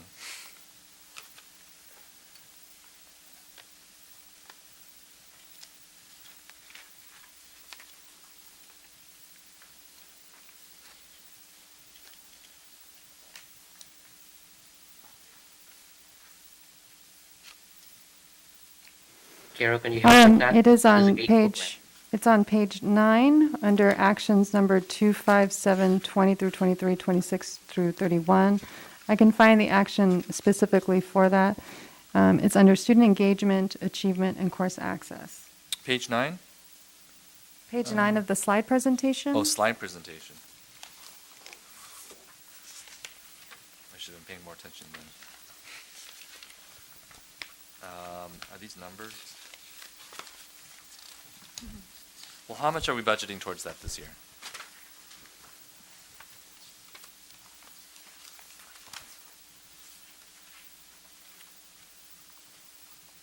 Carol, it's in one of the LCAP action items. Yes, I'm looking it up right now. We budgeted 48,190, and it's item number 5 on the action list on the very back of the LCAP book. Okay, that sounds like double than what we did before when I first started here. That's almost double. I mean, it's not a lot for the whole district, but it's double Yes. than when we first started. That's what I remember. All right, that's good. I'm going to let other people ask questions because I have one more question, but I'm going to let other people ask. It's okay, go ahead, Ernie. All right, one more. Well, let's see here. See here, I'm not sure I understand this thing about the A through G graduation rate was 96%, but we had 4.3% who started school and did not graduate for the class. That doesn't seem to add up. How do we have a 96% graduation rate and a 4.3 dropout rate? That's differences. So the state measures your graduation rate in 2 ways. First, it's your one-year graduation rate, so how many of your current seniors actually graduated. And the other one is looking at who began with you as a freshman and over the course of the 4 years stayed within your school and graduated with you. So they are not the same numbers. They don't add up to 100%. You're looking at 2 different cohorts because you're looking at the number of students that have been in your high schools for 4 years and at the rates of their graduation. And then you're looking specifically at the other graduation rate is just looking at the seniors you have at this moment in time and their graduation Got rate. it. Got it. That makes sense. All right. Thank you. All right. No further questions. Okay. Any other board members? Okay. I wanted to bring attention to the school climate with mental health professionals and positive behavior, PBIS, primary intervention program, so forth, that page. And I wanted to share a comment from a teacher. And he said, PBS does not work. I am sorry to be so blunt, but PBIS has been a disaster at all of our school sites. Maybe it could have worked pre-pandemic. However, with students coming back to school after a year off, they need more concrete structure. Regardless, it is clear that our students need to be taught, or in some cases retaught, clear expectations on what is acceptable behavior and what is unacceptable behavior at school. These expectations need to come with clearly defined consequences so students know the difference between right and wrong. PBS does not do this. I hope you will take these suggestions into consideration. More than anything else, I want to ensure that our district and our schools do all that they can to keep our students and staff safe. Thank you for your time and consideration in this matter. So I know that we have different program, and in addition to PBIS, we implemented strong mental health professionals at each school. So what I would like to ask the staff to do is to evaluate how the PBI has worked in each school. And I think that the best way to find out is talk to the administrators as well as the teachers in the classroom. And I think that it would be a good time to do this. And if we can upgrade the program or make some changes, I think that would be the best, because I think the teachers in the classroom, they are the ones who's dealing with the students and the changes. And due to the pandemic, of course, the culture shifted so much. And so I would like to strongly encourage, and I would like to get a report on how other schools are doing with PBIS. Yeah. Thank you. Thank you, Madam President. And just as a reminder that our multi-tiered systems of support is a comprehensive approach. PBIS is one aspect of that comprehensive approach, certainly. As you understand, it's a multifaceted issue. So there's multiple ways of approaching it. Certainly, and that is why we are training our teachers in August with Setting the Stage with Resilience and Compassion. It's not exclusively on PBIS, but also includes other aspects of intervention for social emotional support, classroom structures for discipline, and making sure that our classroom environments are optimal for student learning and for teachers teaching. So I would like to know, like, maybe it works okay for some schools, or maybe it's good, okay for the elementary schools, but it's not working for middle school or high school. I don't know, but I think that it's worth it to look into it. Thank you. Okay. And then I would like to turn to example focus on math, implement California standards. I mean, the standards are always fluctuating, but I know that looking at the local control fund, there are schools that really do have the extra fund, right? Like the Hawaiian Elementary School. And then that's where I know that, my board member, Olga, Rios, Dr. Rios is very concerned. And I mean, I think that each school has to have a different program because it's different students and different climate. And I'm just wondering, is it possible to outsource something like reading program or math program, during the summer? So that there's the students, I know that sometimes the intensive program can help the students build a foundation in math, English, like 4 weeks intensive program can really help. And if the parents are on board, that could really benefit the students. So I know I mentioned this several times. And in-person learning, not online. So our summer school program, like I said, starts on June 20th, and we do offer a variety of programs. Included as part of our programs this year is our Bridge to Math offerings, which are both in-person and virtual. These math programs are taught by our teachers in ABC because they work closely with our coaches, and they work closely with the current teachers between 6th grade and 7th grade and 8th grade and 9th grade, where we find that the majority of our students are struggling in the transition with mathematics.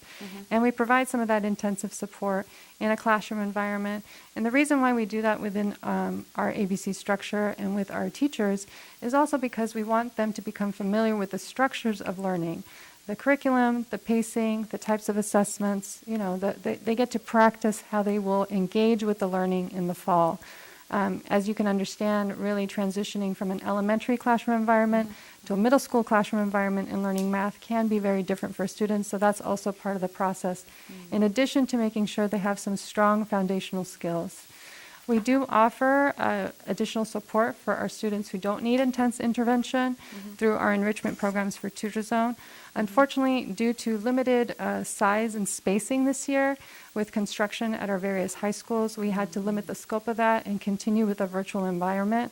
But we're hoping to come back to in-person in the summer of 2023. So this year, we're not having any in-person summer school? No, we are, but it We is are. limited because Cerritos and Gar High School are closed down for construction, so we had to relocate their campuses to a different location. And therefore, as you could understand, like Gar High School is located to Ross Middle School. There's a reduced number of classrooms available, but we did not want to reduce the services to our students, so we offered both in-person to our neediest students, as well as virtual options so that all of our students can still access courses. How about the middle school and elementary school? We also have Jumpstart Elementary at our elementary campuses. I believe, if I have the correct number, is about 4 or 5 programs. And then for middle school, we have 2 in-person offerings, one at Tesloff Middle School, one at Fetty Middle School, as well as a virtual option for families as well. Okay. Thank you. I have another, for parent engagement. For the California School Parent Survey engagement, can we have the survey questions? If you could send it to the board members, I think that would be helpful. Sure, I can include that in our Thursday briefing to the board. Thank you. Are we planning another survey anytime soon? We generally ask for another survey at the beginning of the school year so that we gather more information from families about their experiences. And typically this takes place around October, November. I see. Okay. Thank you. Okay, board members, any other questions? Okay, seeing none. Thank you. Thank you, Dr. Castro. Thank you. This is quite Thank you. challenging. This is your first Board LCCF President Yu, now we president. move on to the budget presentation of the item. Okay. What did he say? Budget. Okay. Okay. Okay, so we're done with this. And next, we will go with Tuan. Tuan? Yes, can you I'm waiting continue for the with PowerPoint below the that. budget? Yes.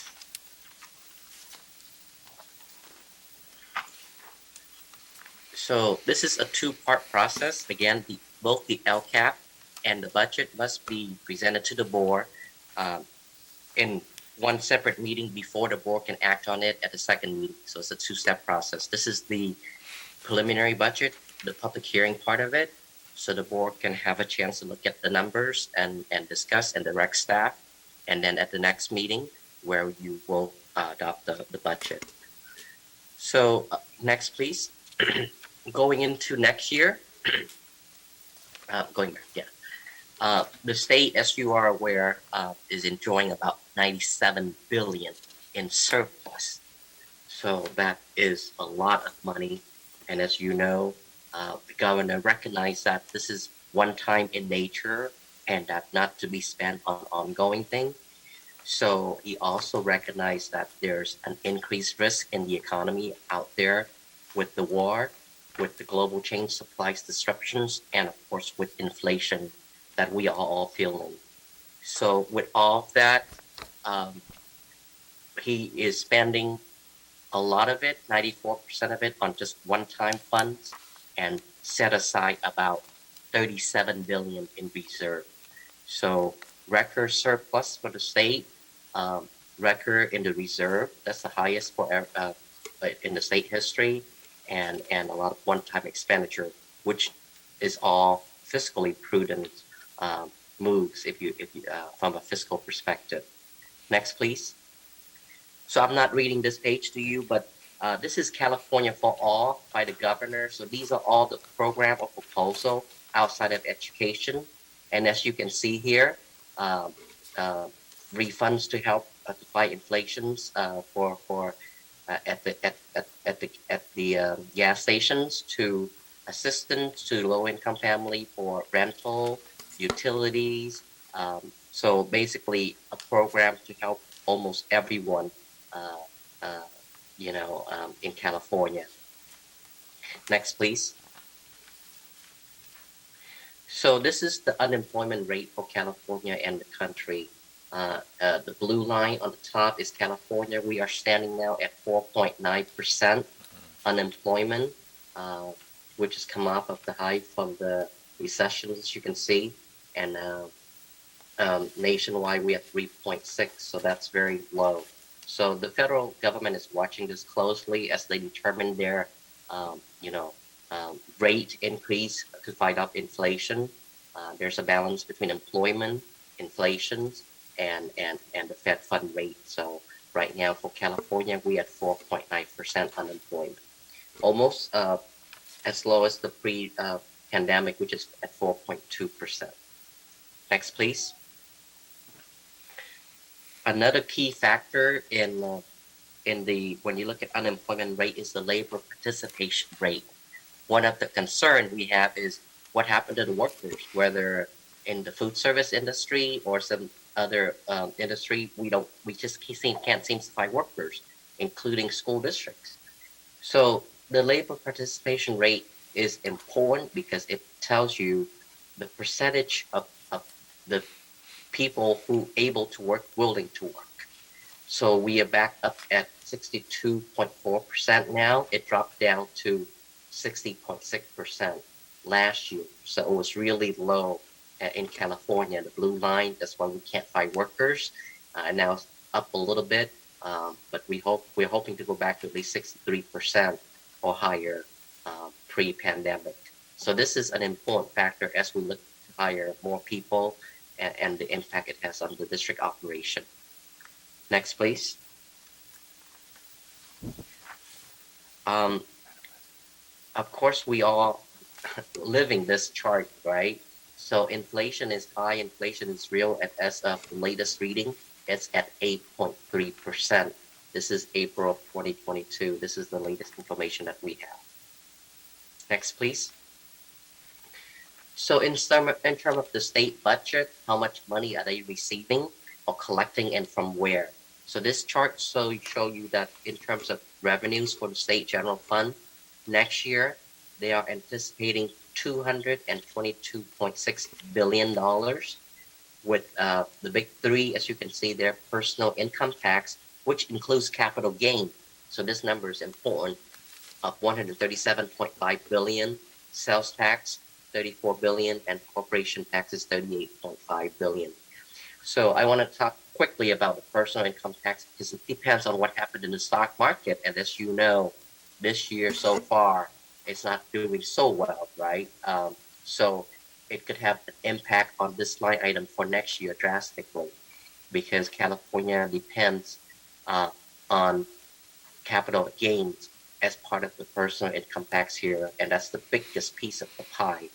And if there's any dip in the stock market, it will impact this number, and it will impact next year budget going forward. Next, please. So where does the state spend the money? Its budget in the general fund, as you can see here, right? K-12 is still the biggest piece of the pie, about 38%, $78 billion is going into K-12 education. Higher education is 23.2, and health and human services is 67.2. So those are the big three, and with K-12 still the biggest piece of the pie. Next, please. And the state always like to share this chart.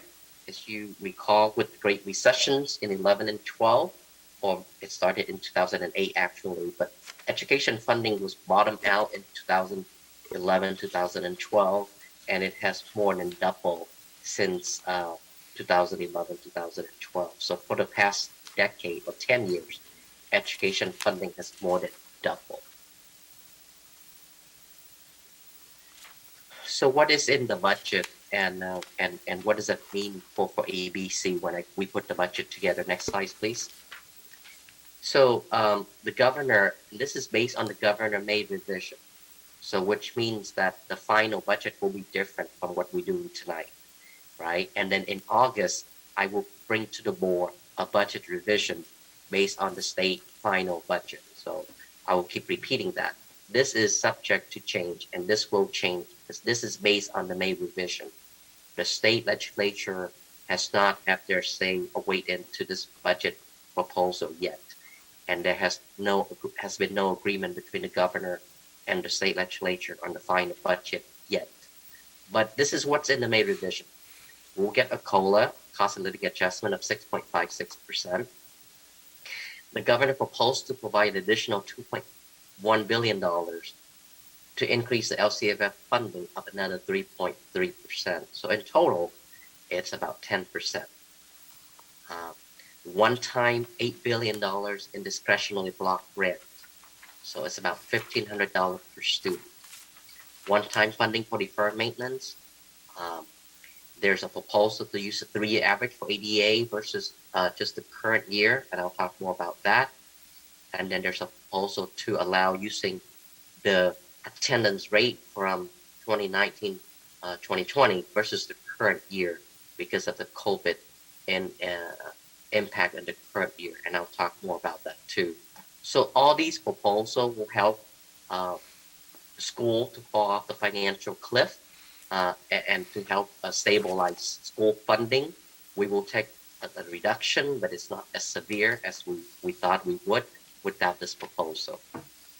Next, please. So there are 3 major programs next year proposed by the governor, and these programs are most likely to move forward. They have received an agreement from the state legislature. It's just a matter of the details and the funding. So the first is the universal TK, and you've heard about this, right? So beginning next year, anyone that will turn 5 by February 2nd can enroll at the beginning of the year into our TK program, and it will roll out into when fully implementation by 25-26. So in the next few years, we will be hopefully receiving more and more TK students, and eventually we will be having TK at every school, every school, and hopefully there'll be more than one TK classes, right? We talk about the racial, in this program, and hopefully if we do this right and if we market this program correctly, then it should be just like another grade level. So the enrollment should be as high as our kindergarten enrollment, and that's the hope when it's fully implemented. And this will help with declining enrollment clearly. Next, please. So this is the legal requirement. A credentialed teacher and another adult can serve up to 24 students. So that's 24 to 2. So the teacher adult to a student ratio is 12 to 1. So you can see a TK class, not more than 24 students with 1 teacher and 1 full-time para-educator. And that's the model that we will be having for next year. So that's one big program, major program for next year. Next, please. The next program is the Expanded Learning Opportunities Program. So I want to make sure we understand this program and how it's going to be. So the funding is that we will get $2,500 per unduplicated pupil in the K-6 grade spans. And every single one of these unduplicated students must be offered 3 additional hours of school during the school day. So their school day now is going from 6 hours to 9 hours. All unduplicated students. So it doesn't matter whether you're at Leo or whether you're at Hawaiians, we would have to offer this program if we have unduplicated pupil at that school. So in theory, we will have this program at all 19 schools. And if we have additional funding, we can expand it to the middle school. And it serves for free all eligible students. And they are, again, English learners, low income, and foster youth. So these students have the right to 9 hours of schooling, plus in the summer, 30 more school days of 9 hours. So I just want to repeat this. So these students will have, next slide please, 30 additional school days of 9 hours. So they will have 210 total school days. So there's a lot of chance for us to get to these students and make sure to support them. And this is the learning loss recovery or expanded learning program by the state. So this is going to be a major program for us to undertake for next year. So the third major program is also universal meals. Again, now all students, we are required to offer 2 free meals per day to anyone who requests a meal. So every school now we're going to have a breakfast program and a lunch program, and all students will receive at least 2 meals. So these are the 3 major programs that is part of the budget for next year. Next, please. I want to talk a little bit about the proposal by the governor on the 3-year average and what does it mean for ABC, right? So this is actual number for ABC. The district ADA in the year of 2019-20 is 19,620. For 2021, it's the exact same number because the whole harmless provision. So that year, what the state's telling us is your day ADA will be the same as 1920. So we have 2 years of the same ADA. This year, our ADA now dropped down to 17,587. And if we projected flat enrollment for next year, then it will be the same for next year, right? So under the current law, right, your funding will be based on the higher current year or next year. So it will drop by 2,000 students, or with the loss of funding of about $22.2 million. If without the governor proposal, we will see that hit because of that change in ADA. So now the state is saying that, or the governor is proposing that you can use the prior 3-year average, and we will fund you at that if that is happen to be higher than your current year. So the 3-year average will give us an ADA of 18,942. So that's only a decline of 678 students when you compare to the 19,620. And that's a reduction of 7.4 million. And that's what in the budget, not the 22. Otherwise, you would see a big red number in the budget. So the 3-year average, I repeat, has the support of the legislature. We believe this will become law, and that will help basically provide a soft landing and give us more time to plan. But eventually, it will catch up to us because once you decline, it will keep declining. The second proposal, I will speak quickly, is somewhat simple too. The governor is saying that this year your attendance rate is really low because of COVID, and that's truly the case for ABC. Our attendance rate this year is 93%, 93.5%. Normally we at 96%. So what the governor is saying is that we will let you use the higher attendance rate of 1920 or the current year, and for all districts, 1920 will be higher, and apply that to your enrollment to give you your real ADA, if you will. So if that were to be approved, then our ADA for the current year is 18,107. Now the legislature has signaled that they are not supportive of this second proposal. They are supportive of the 3-year average, but they're not supportive of using the attendance rate from 1920. So real quickly, I know it's too much detail, and I apologize for that, but it's important that the board is aware of this, is that there's a 3-year average ADA, and there's a proposal to use the attendance rate from 1920, which will also help with the funding. Right now, we only including in the budget the 3-year average because that's more have a chance to pass than the other one. Next, please. So again, we talked about COLA, 6.56%, offset by the decline of ADA of 678 students. So with a net increase of 4.1 million. So it's still a net increase for ABC. We are looking at the 3-year average of 18,942 students, the unduplicated pupil percentage of 56%, and the ELOC funding of about $10 million that I talked about earlier. That's one of the new programs there. Next, please. So this is the same pyramid that you saw from the other budget. This kind of show you exactly how LCFF works, right? So the base grant is all students generate $185 million, and then the unduplicated students generate about the 21.8 million up on top. And those are the English learners, the low income, and the foster youth. And the money, again, have to be spent principally direct at them to benefit them. So building the budget, next please. I'm trying to move fast. What is in the budget, right? We have declining enrollment. We talked about that step and column. Every year there's a cost there. Health benefit increase between Kaiser and Blue Shield come in at about 9.5%. This is higher than normal or last year. So that is a cost, and that's a real cost going into next year, right? Health benefits went up by 2.3 million. Pension costs, the same thing.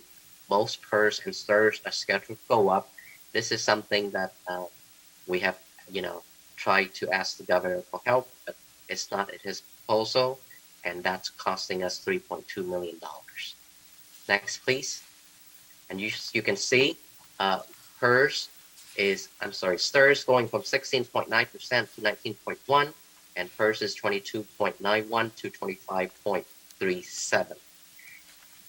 I want to pause and just want to make sure to share with the community this numbers. Every dollar that we pay out in salary, we pay 19 cents in pension costs to CalSTRS and 25 cents to CalPERS for classified employees. So, and that's just the pension, not to mention health benefits, workers' compensation, Social Security, Medicare. So all those statutory costs, and the benefits could add up to easily 40%. So when you look at wages and you think that's the pay, you need to add about 40% on top of that for benefits. So, and that's why we always talk about total compensation, and that should be the conversation and not just wages. Next, please. So this is the revenues for next year, both unrestricted and restricted. Again, unrestricted program, the 207, the 207.2 million is the LCFF funding, and that's the bulk of your unrestricted program. And the board has full control of this money.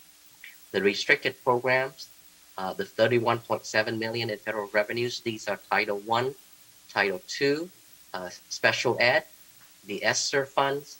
All money in this program or columns is restricted. So every dollar we receive here, you need to spend it out per the grantor guidelines and regulations. So in total, the revenues projected for next year is $290.5 million. Next, please. So this is the expenditure summary. And as you can see, we are projected to spend about $292.2 million. So there's an excess or deficiencies, there's a negative spending.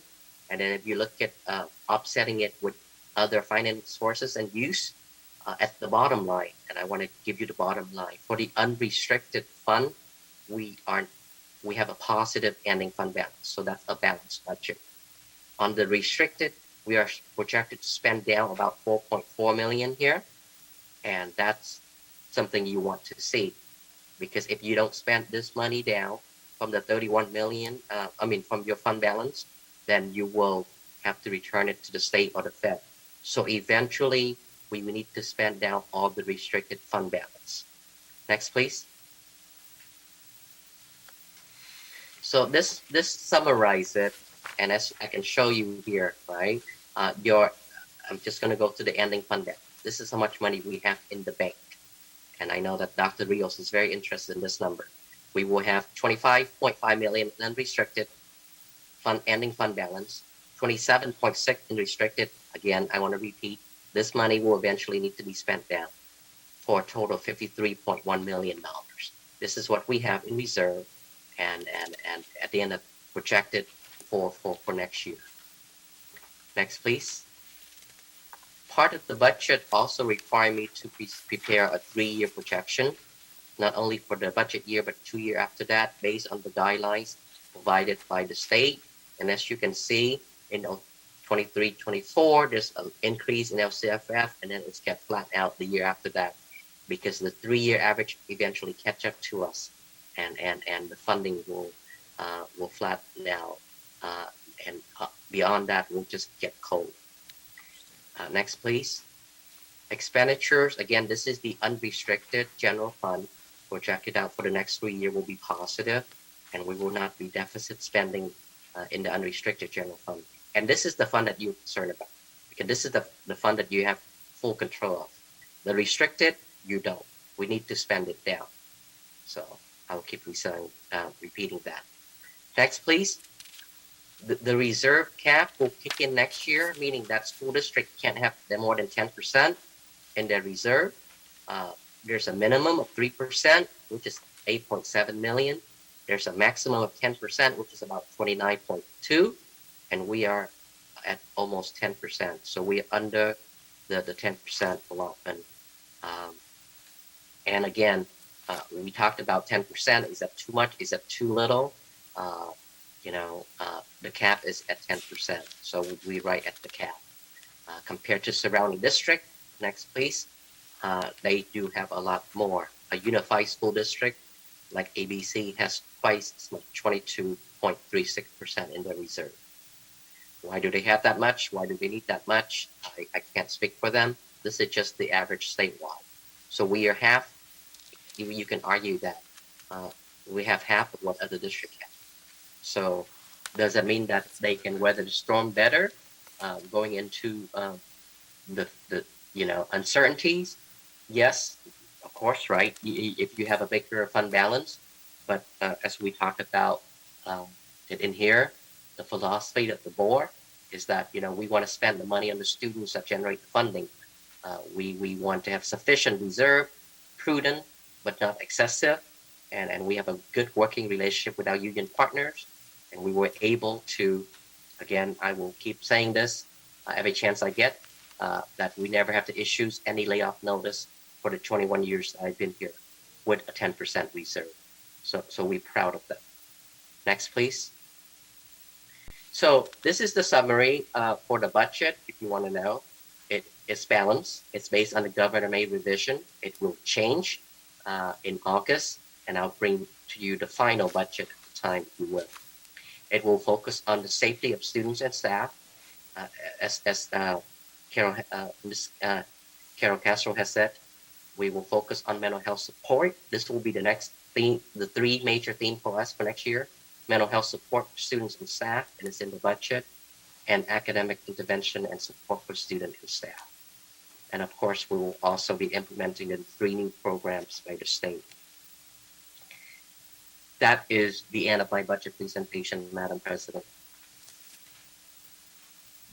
Thank you, Tuan. Thank you.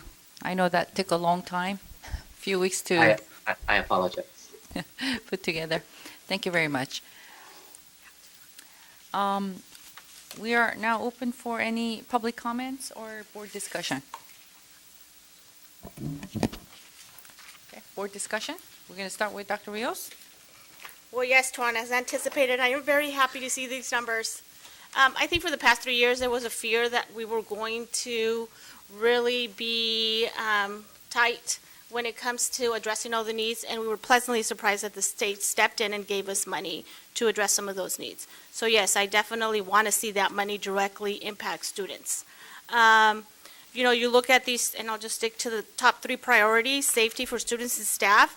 I mean, you talk to principals, you're looking at staff. You put added supervision staff out at lunch, recess, you're going to have less problems. You bring on coaches to teach staff about PBIS. PBIS absolutely works when it's done effectively and people know the concept and the theory behind PBIS. But it sounds like our teachers aren't well versed in that. And so again, you need people on your campuses to address all of these needs. Mental health support and students for staff. I mean, look at our, now as a parent of an incoming high school student, I see sports as a new value. When we talk about elementary schools, we know the value of counselors. When we look at middle school and high school, sports can be that outlet to really allow our kids to have that academic and social emotional well-being because of all that sports affords. So I really would like us to see an improved support, funding-wise, for our sports program. You talked about, Tuan, the fact that our families are going to be struggling. We know all of our kids participate in sports, how incredibly expensive it can be to a family. So maybe in this next year, we step in and help with that so that kids can continue to play whatever sport they choose, and that not having the money to pay for whatever fees are being asked of them doesn't keep them from playing, especially our unduplicated students who we get money to support. Intervention Academic, I really want to thank our staff because it seems like you're really stepping up and provided those added supports. But again, consider people, because yes, programs work, but there's nothing like that one-on-one interaction with students to help them. And one-on-one would be unrealistic, but small group instruction to help those kids, to help close those gaps in reading and math and those other vital content area. I mean, the state is telling us that, how incredibly important it is for kids to learn by third grade. Research has been telling us this for 50 years. But now there are even policies and initiatives to ensure that kids are reading by third grade. And I know we haven't heard a lot about that, but again, we have money. How about we get ahead of it and start investing in all of this? So, yes, thank you.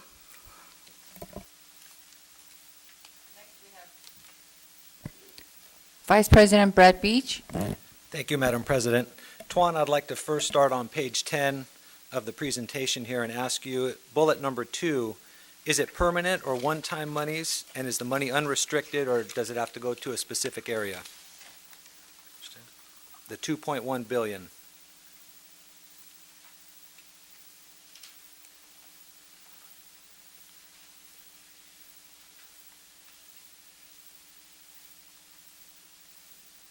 Did we lose Tuan? Yeah, I'm sorry. I was on mute. Thank you. No, I'm here.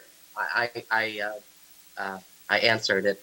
I'll try to do it again. It is unrestricted. If this is a proposal, but if this got approved by the legislature, it would go to support the LCFF. And as you recall, it's unrestricted, and the board has full control of the LCFF funding.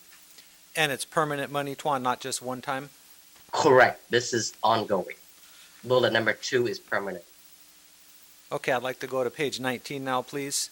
And Yes. while you're looking that up, Tuan, I wanted to thank you for answering all my questions today. I sent you several questions about the budget, and I appreciate you taking the time to respond so promptly.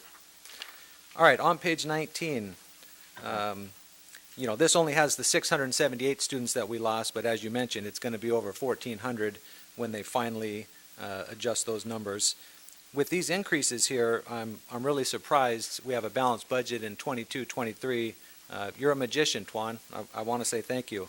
But what's the long-term plan? Because we're going to continue to pay more into health. It's about another 2.5% in future years, and the ADA numbers are going to go down. So do we have a plan past what's in this report?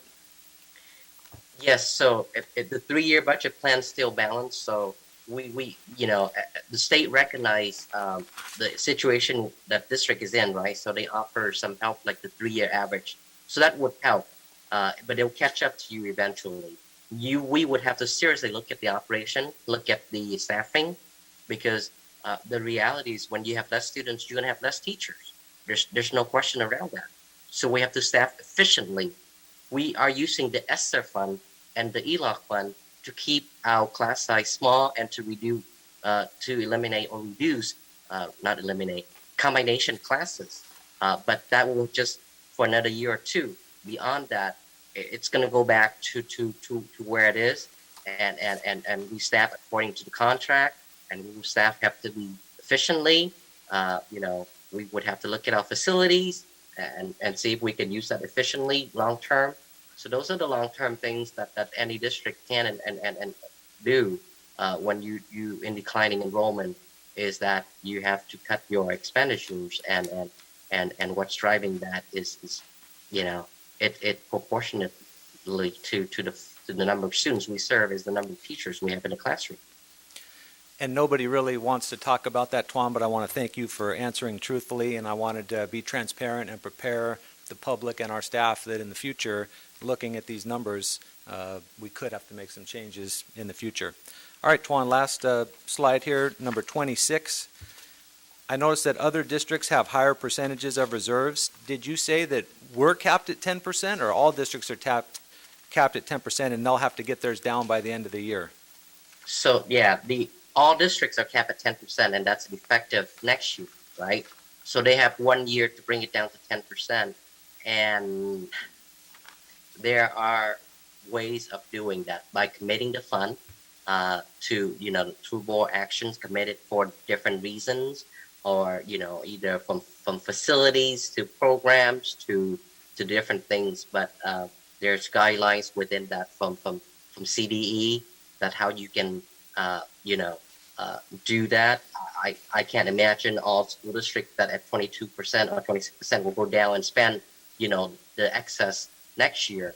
They will not do that. There's a way through CDE to commit the funds, and that will exclude that from the 10% cap. So that's Thank you, my Tuan. answer. And my last comment is I'm just very glad to see that we're putting safety and mental health supports at the top of our list in this budget. I think it's critical for the safety of our kids and the mental well-being. I'm glad to see that actually in print, and I can't wait to see what we do to get better at those areas. Thank you.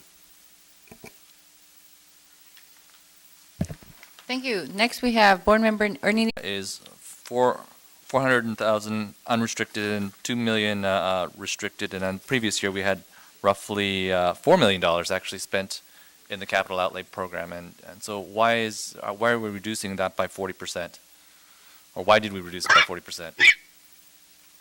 Thank you for the question. So the reduction mainly is due to the solar program. So this year, as you are aware, the solar program throughout the district is not Measure BB related, right? That hopefully over the long term will save the district, not hopefully will save the district energy costs. But the implementation of that program and the overseeing of it, the inspections of it, there's a cost, and that happened this year, and it will not happen next year. And there's also some large vehicle purchase that we made this year that we won't make next year. So that explained the change in the unrestricted capital outlay budget from $2.1 million to $400,000. And so it also looks like our unrestricted surplus is actually going to increase as well. Is that right? It's already built in. What's that? It's already part of the budget, so it's factor all that decline already in there. Right. So our unrestricted surplus is actually going to go a little higher, but our restricted is obviously going to go down because it needs to be spent within the time frame. That is that's correct. $35 million. What are the limits on that? Can we spend that on aquatic facility or other sports-related activity? The restricted money? The restricted money, yes. The No. 35 no. million. The restricted funds usually, special education is one of them, right? So clearly you have to be spent on special ed. Right. ESSER funds. So there's debate whether you can send ESSER fund on that or not. But the board already approved a 3-year plan. For the ESSER funds to provide support for students. So no, the answer is no. The restricted funds cannot be spent on the aquatic center. Okay. And the aquatic center is not in this budget. Okay, so that's not in this current budget. Correct. But we did talk about having the aquatic center on a subsequent budget as soon as we had approved the previous contract.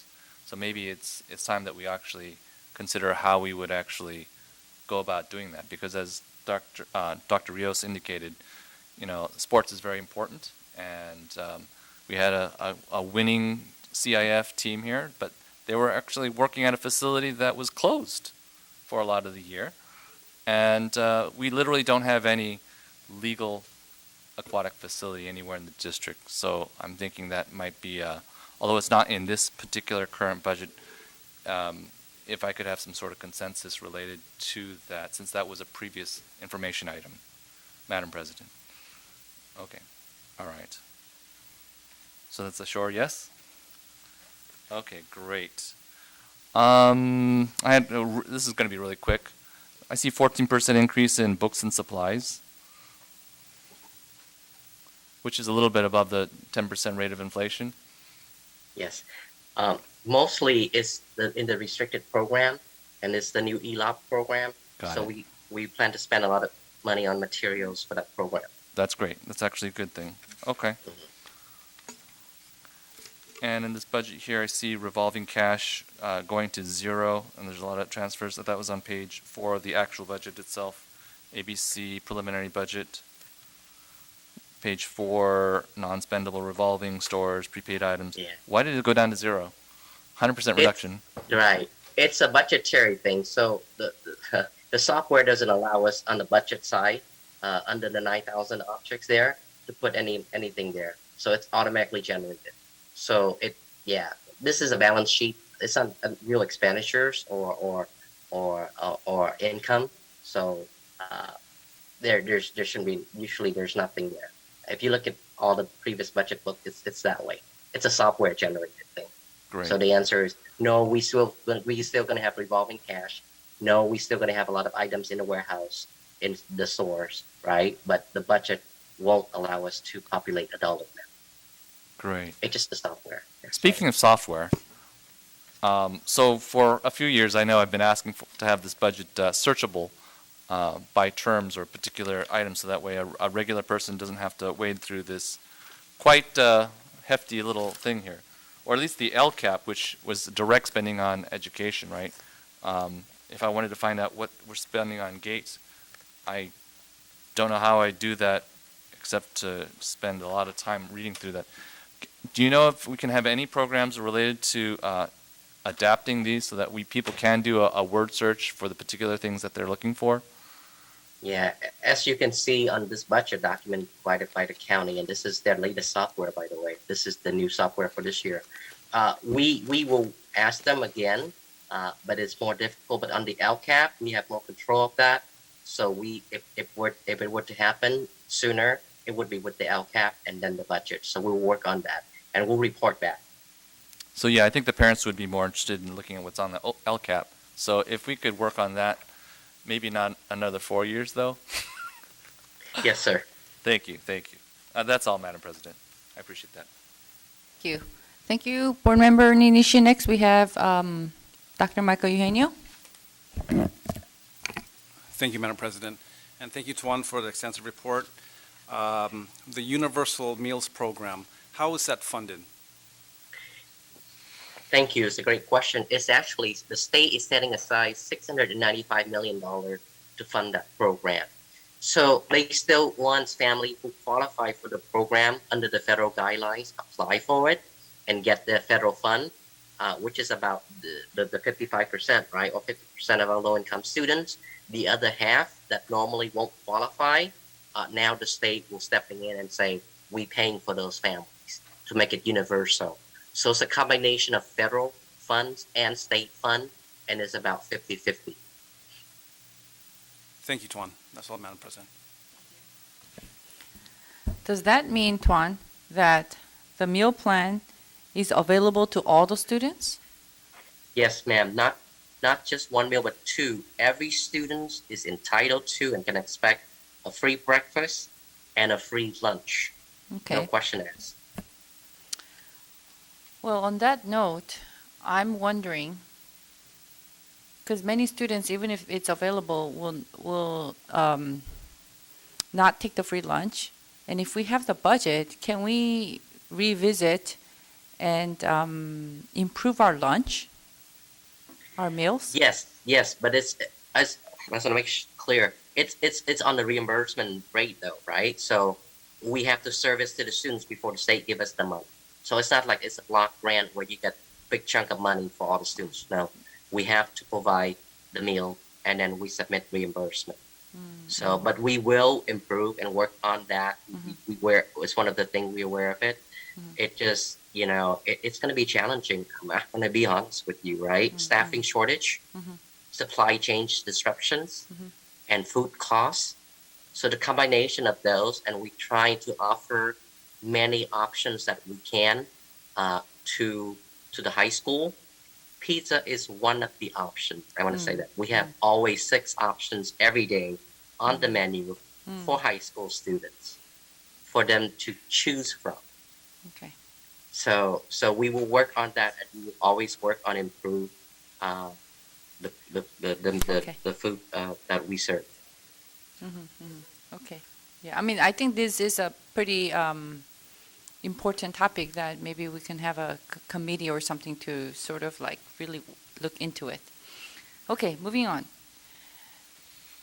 Expanded Learning Opportunities Program. So it gives 2,500 per classroom-based ADA, meaning per student. Excuse me. Yes, but it has to be UPP student. They have to be, excuse me, low income. I'm so sorry. English learners and foster youth. Okay. So 55% of our population will qualify. So let me give you the exact number. So we have about 9,000 K6 students total, right? So 56% of that will get the funding, will get $2,500. And this is to help them to stay to school for 3 more hours. And this is what, back to Dr. Rios, right? Now you have 3 more hours of schooling. You have 30 more days of schooling.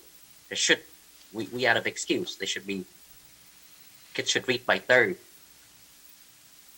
So the $2,500 again, not all students, only unduplicated pupil, low income, English learners, foster youth.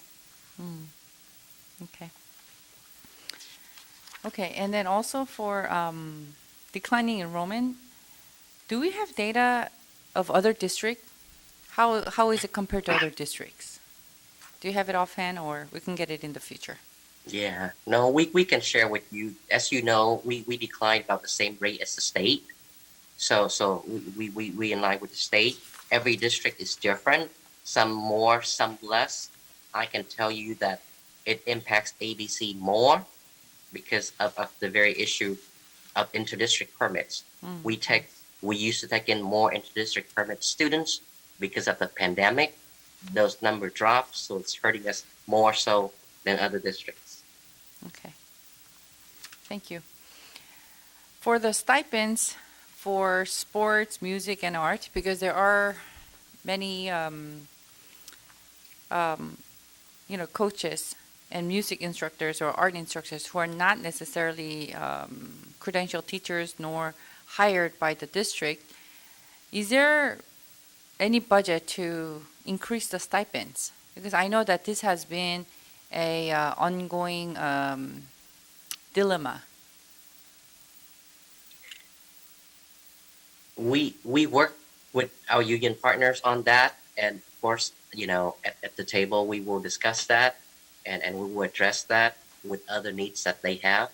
But we hear that from the board, and we can discuss it some more when it's time to talk about different compensation or stipends, and if that particular group is something that's important to the board. Of course, you don't want to discuss it here, but we can discuss that when in closed session. Sure.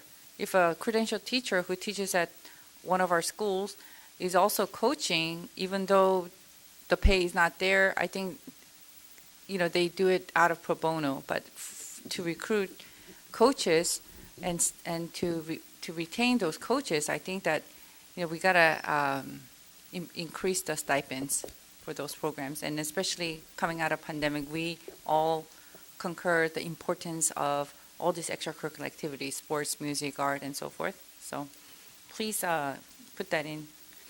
And then for the STIRS and PERS, so this is a ongoing increase every year? So for the past 10 years, yes, but it will level off. As you can see in my presentation on that slide, I'll go to the slide. Slide 20, right? So last year it was 16.15 and it's up to 16.9. and then it will go up to 19.1. It will level off. So hopefully this is the highest year, so that we're still going to pay the same percentage, but it just won't go up more. So 19.1 for STIRS seems like the highest, and then 25.3 for PERS would be the top, and it will level off. It'll stay the same. They will evaluate this every year, right? They will have to do what they call an actuarial study of their funding and the money that they have, and they will set the rate. I see.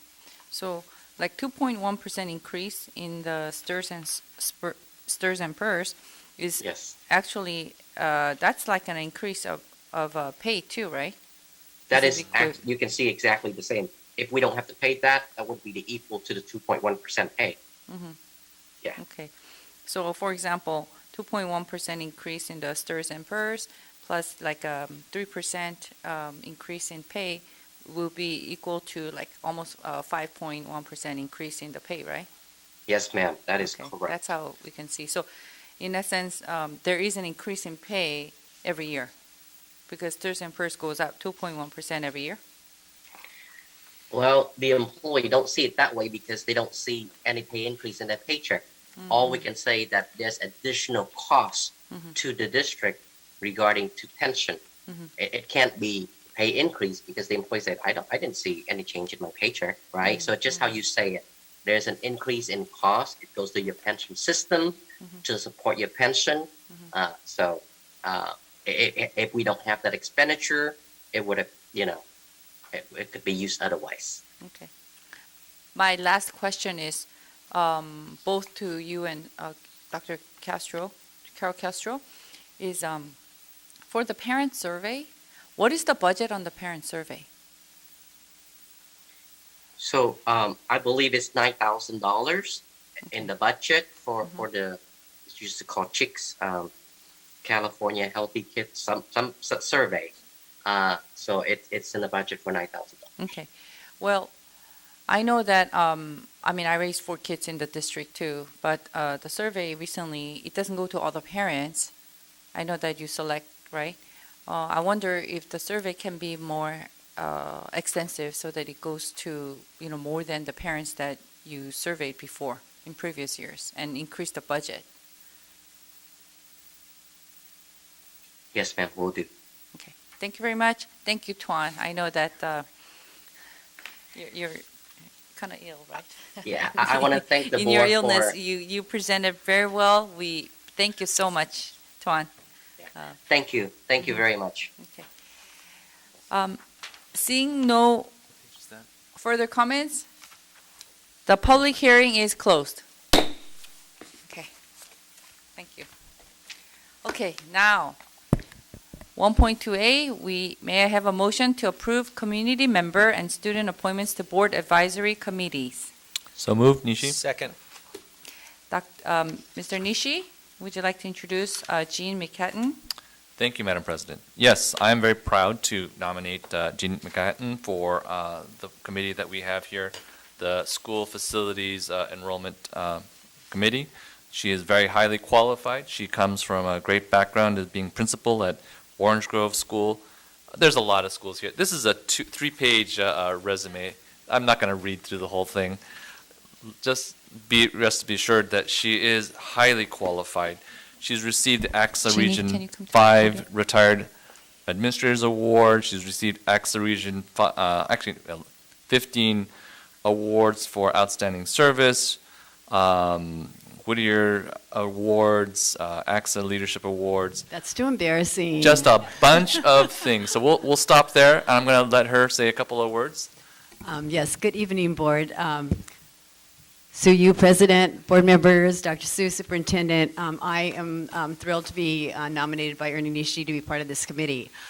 It's going to be challenging. I was thinking if I was going to pick a committee to be on as a retired person, I might want to pick something more relaxing. But this one looks like a really big challenge, and I've lived in this district for 47 years. My kids, my grandkids have gone to the schools. I'm very devoted to the community as a whole and to the schools. I think we're going to have to look at data. We're going to have a lot of collaboration. Look at what is the best for the district, for the schools, for the parents, and most importantly, for the students. Thank you. Thank you. Okay. Okay. Next, I'd like to introduce Ms. Rosa Peters, who is here with her husband, Stephen Peters. And she has 3 children in our school district, and I know that her son is graduating this week, her oldest son. She studied psychology, and she is a dedicated volunteer, and she is heavily involved in school. She served in the CERT, which is the Community Emergency Support member, and she's been serving in this committee for 14 years. And that's why she is very passionately concerned about student safety. And she also served in the Booster Club when her children were in the elementary school as a committee. She's engaged in the PTA as a junior high PTA member. Can you please come forward, Rosa Peters? Yeah, she's very passionate. So I really appreciate her, very well connected with many parents and residents. And she's not only concerned about only her children, but our community children. Thank you. Thank you. I wanted to thank Ms. Sue Yu. Good evening, everyone. Thank you, Ms. Sue, for giving me the opportunity to be part of the Strategic Planning Committee. I just wanted to say that she is here for parents and listens to our concerns without judgment.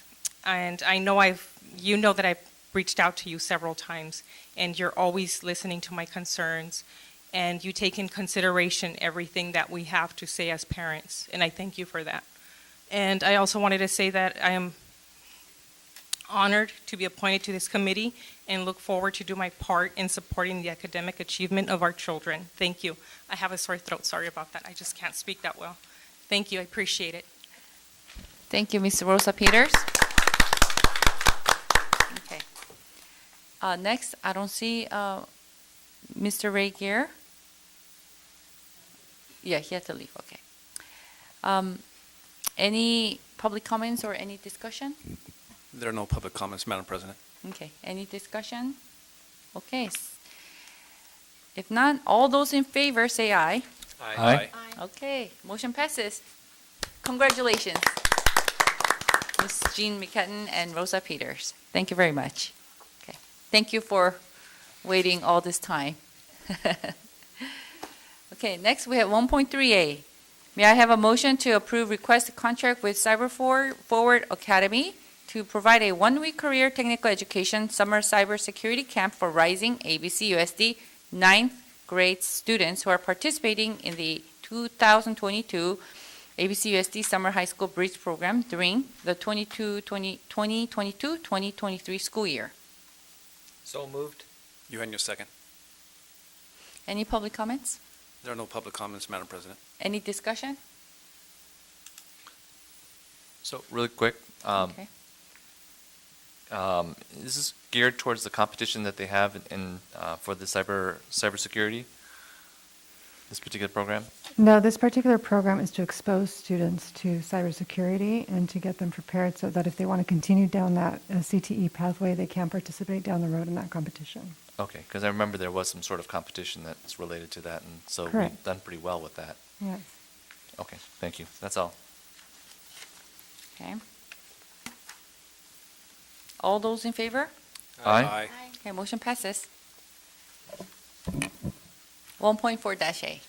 May I have a motion to approve request to contract with Hip Hop Education Center to provide a one-week career technical education creative summer arts camp for rising ABC USD 9th grade students who are participating in the 2022 ABC USD Summer High School Bridge Program during the 2022-2023 school year. Motion approved, Eugenio. Second. All those in favor? Oh, wait, can I ask one more question? Sure. Okay. Sure. How many students is this going, this is $40,000 for 1 week. How many students are we expecting to serve with this? We're hoping to serve all of our incoming 9th grade students who are part of the Bridge program. Approximately 40 students are initially part of the Bridge program. 40 students Yes, correct. throughout the entire district? Okay. Yes. Okay. Thank you. That's the only question I had. Okay. That's So kind of expensive. we're spending $40,000 for 40 students? It's up to.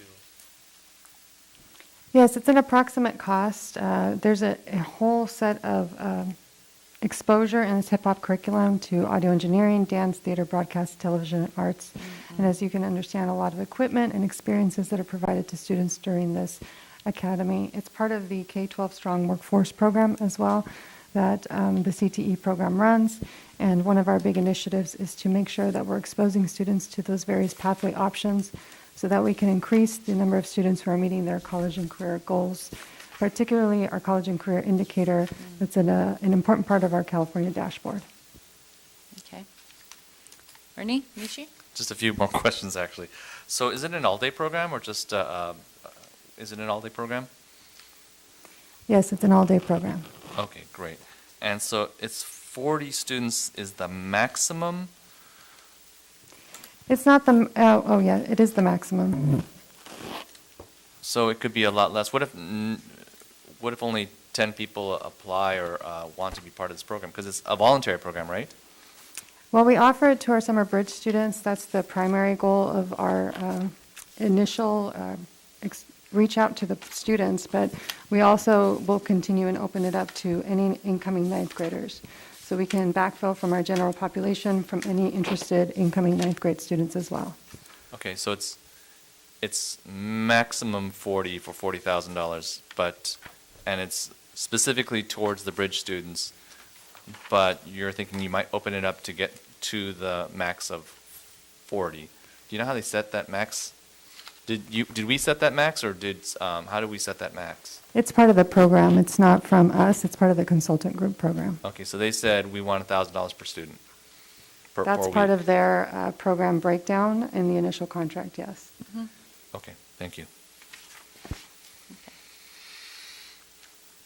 It's not a cheap program, but okay. 1.5-A. May I have a motion to approve? Oh, we have one more comment. We have Vice President Brad Beach. Thank you, Madam President. Just a quick question for Tuan. A lot of these items, it will either say approximately up to, or an exact amount. This one says up to 40,000, so if it's less than that, we'll pay less than that, right? Okay, thank you. That's correct. Oh, that's good. Okay. Okay, I'm sorry. We need to vote. May I have all those in favor? Aye. Aye. Okay, motion passes. That makes a big difference. Oh, you threw me off. Too many questions. Gotta ask them. Yeah, 1.5-A. May I have a motion to approve request to contract with 10 Digital Media, LLC, to support ABCUSD Career Technical Education CTE programming and marketing as required by Perkins 5 law and the California Department of Education for the 2022-2023 school year. Motion approved, Eugenio. Second.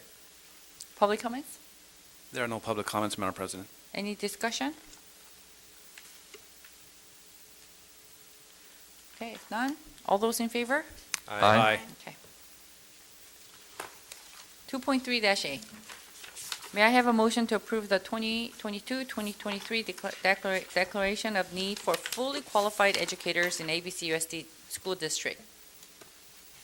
So moved. Eugenio, second. Any public comments? There are no public comments, Madam President. Any discussion? If none, all those in favor? Aye. Aye. Aye. Motion passes.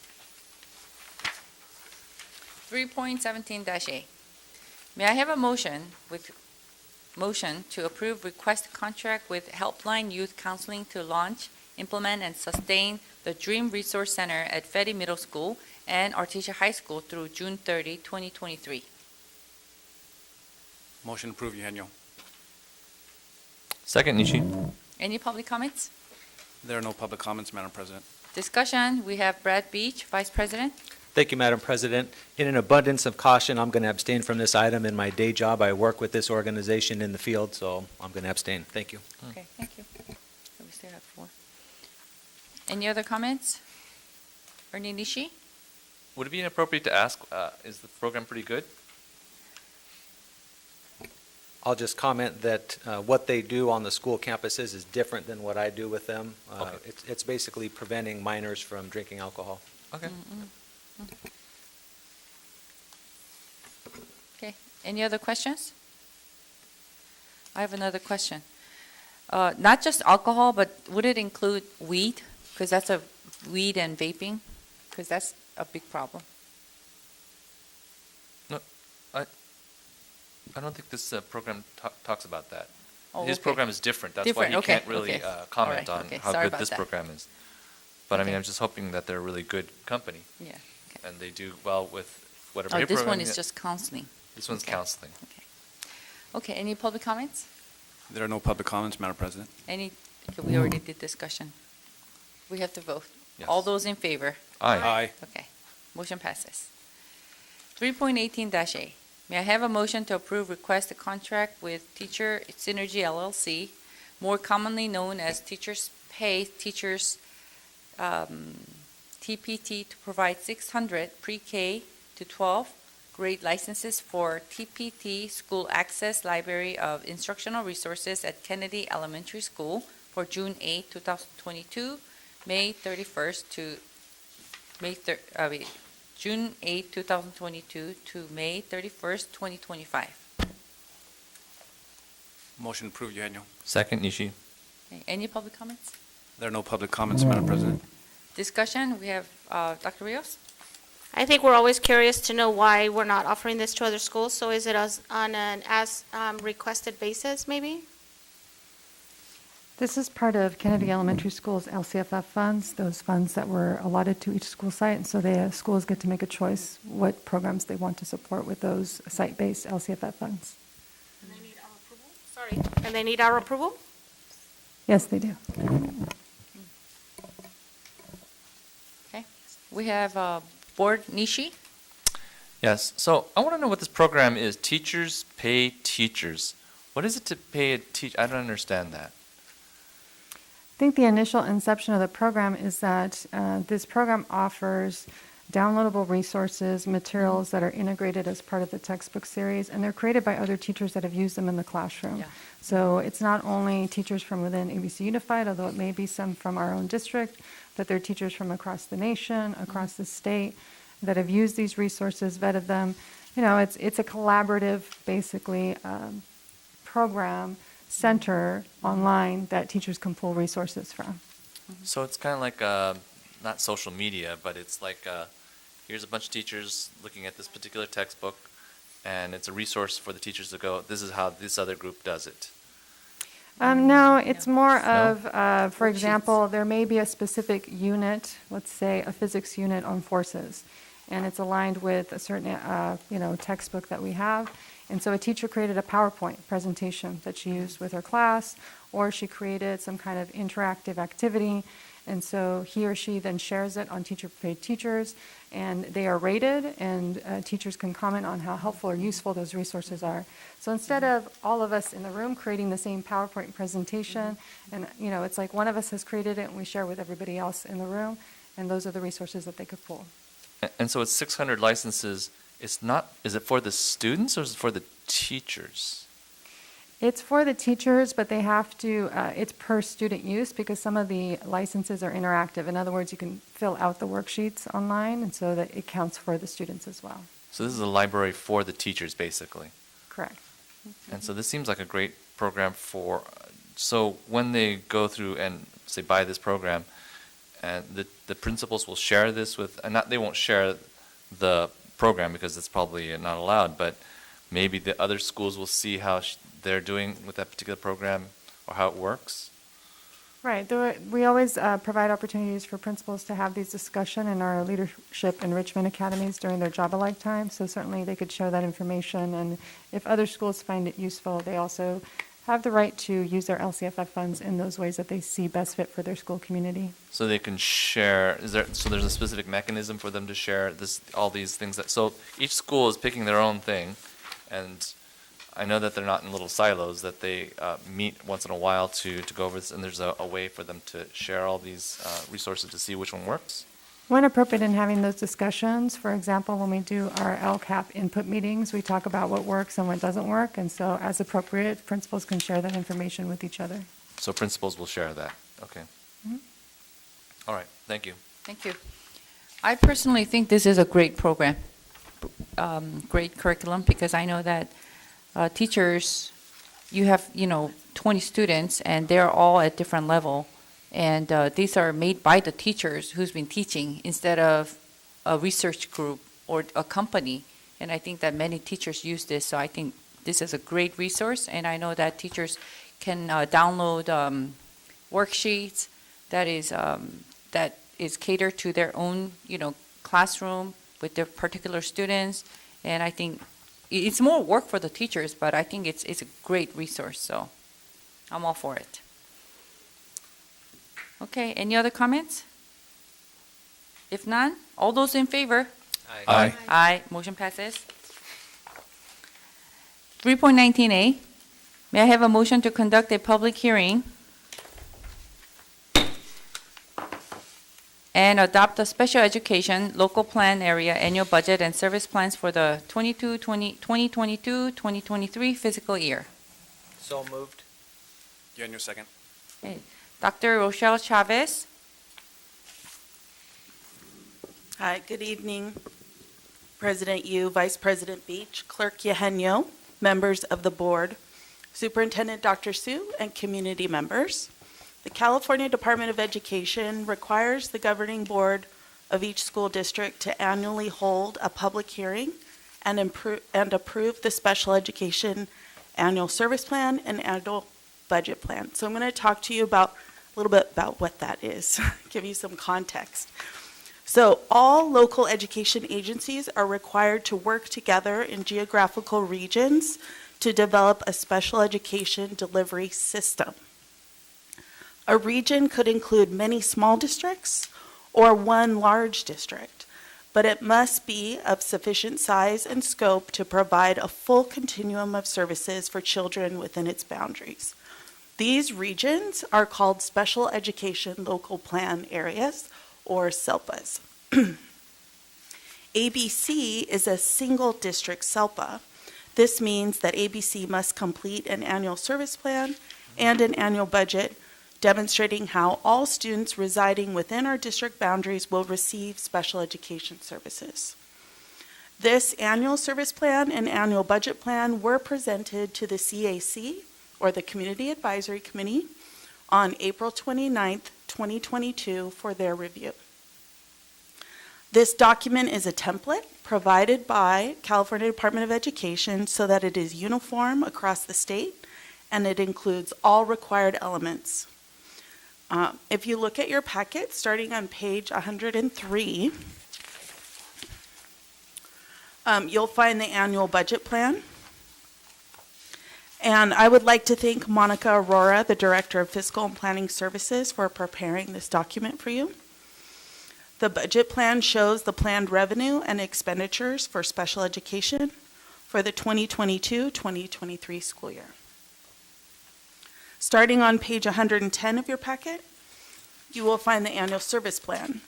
The annual service plan shows the services available to students with disabilities at which schools they are available at. So I know this grid is several pages on the back, but if you look at the numbers across the top, they coincide with the numbers that you see in the annual plan, so you could see what service that is, and then which school site that is provided at. And this document is just a snapshot in time. So this is what we currently are providing at these sites, but it could change. Once this plan is approved, it will be available on the district website on the special education page. It will also be sent to the Los Angeles County Office of Education for certification, and then ultimately is submitted to the California Department of Education by June 30th. This concludes the SELPA Local Annual Service Plan and Annual Budget presentation. I'd be happy to answer any questions.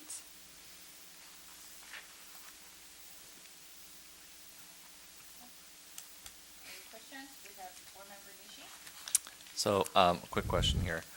I see on page 105, other projected revenue. It says $18 million roughly.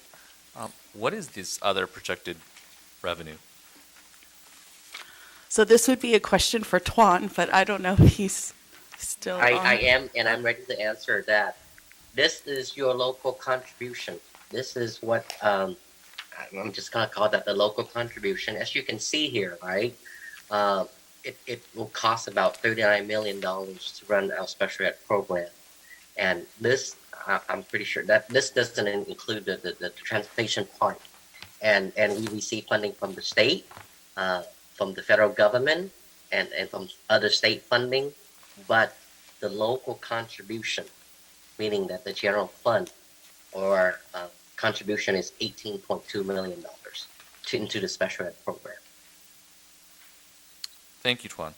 So it looks like the federal contribution is about, according to this, $4.7 million, which is about 12%.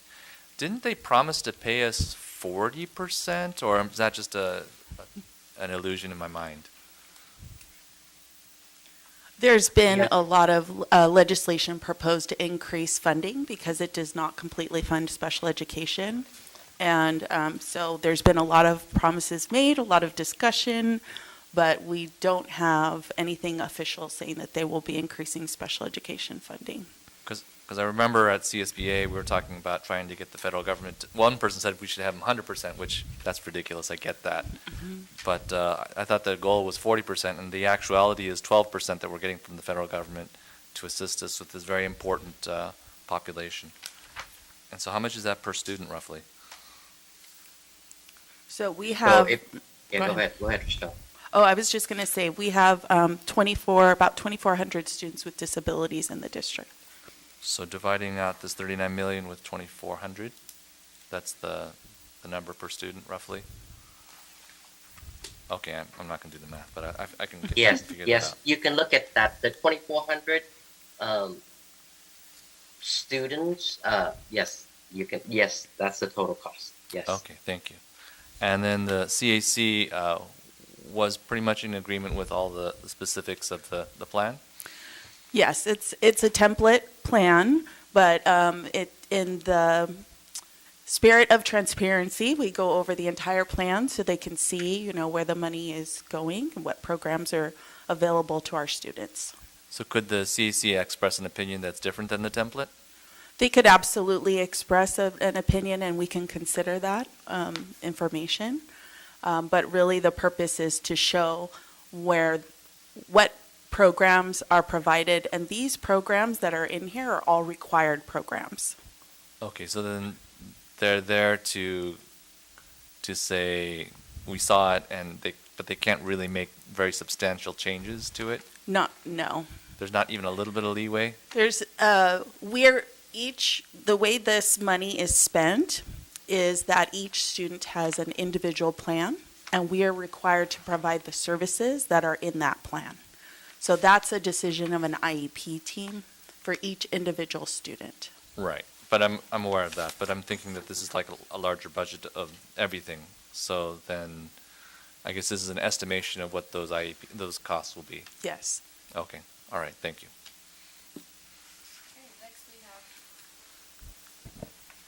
Board Vice President Brad Beach. Thank you, Madam President. I just have one quick question about the 900 number on page 123. I notice that some schools have a yes and some don't on this, and I know we all have paraeducators, but does it just mean that it has to be an actual teacher to get a yes in that column? A certified teacher or administrator? So you're looking at the 900 column on the grid? Yes.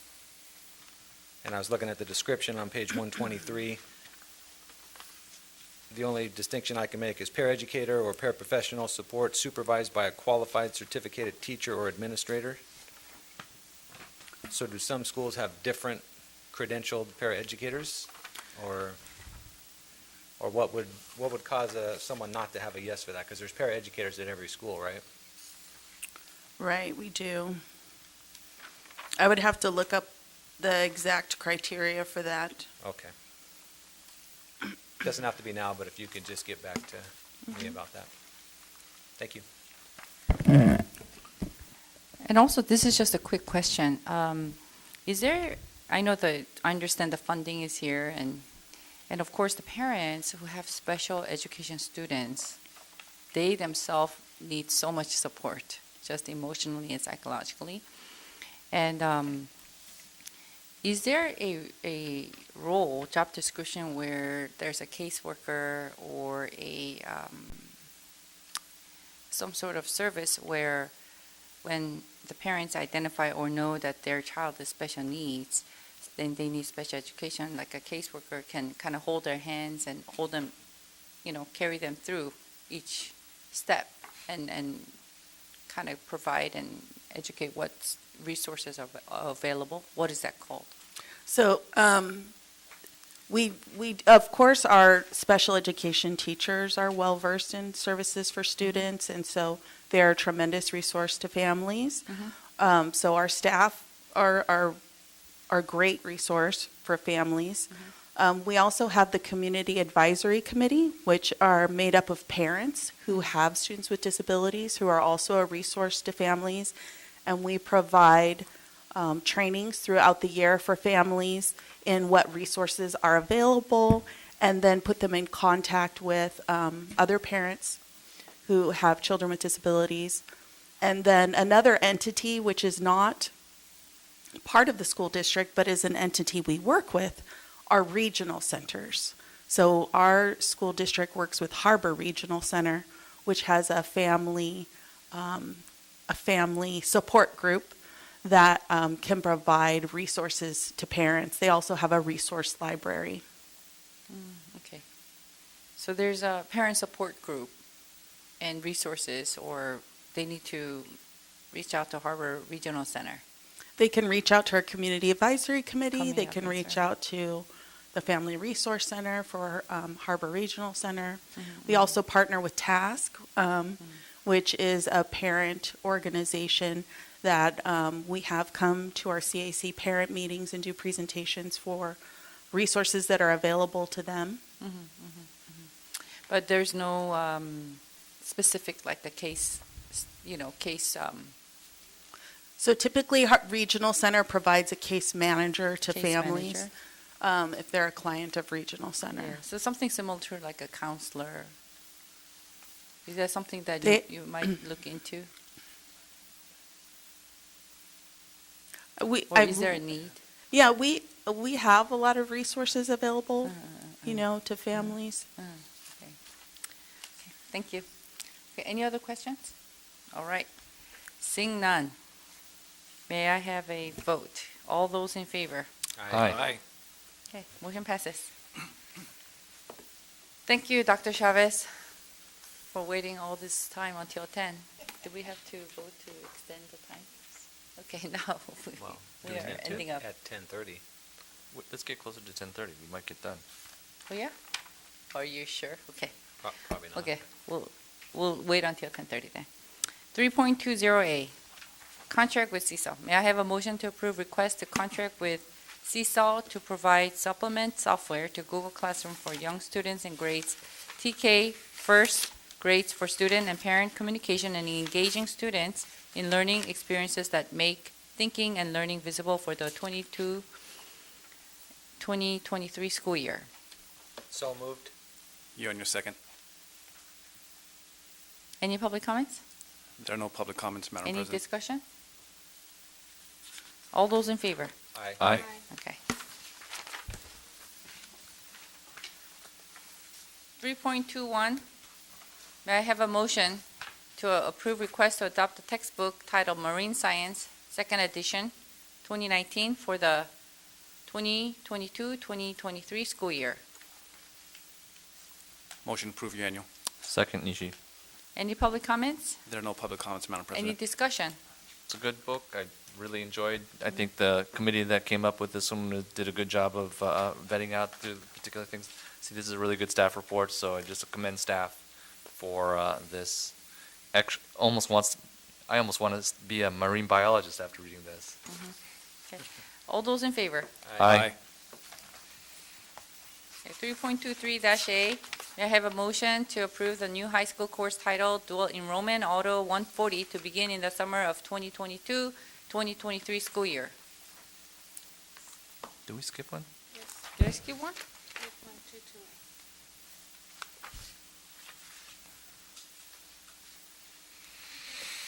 Okay. Sorry about that. Let me go back. May I have a motion to approve the contract with Association for Supervision and Curriculum Development to provide professional learning services for teachers during the two-day summer Professional Learning Institute on August 16 to 17, 2022? So moved. Yo, in your second. Okay, any public comments? There are no public comments, Madam President. Okay, any discussion? None? All those in favor? Aye. Aye.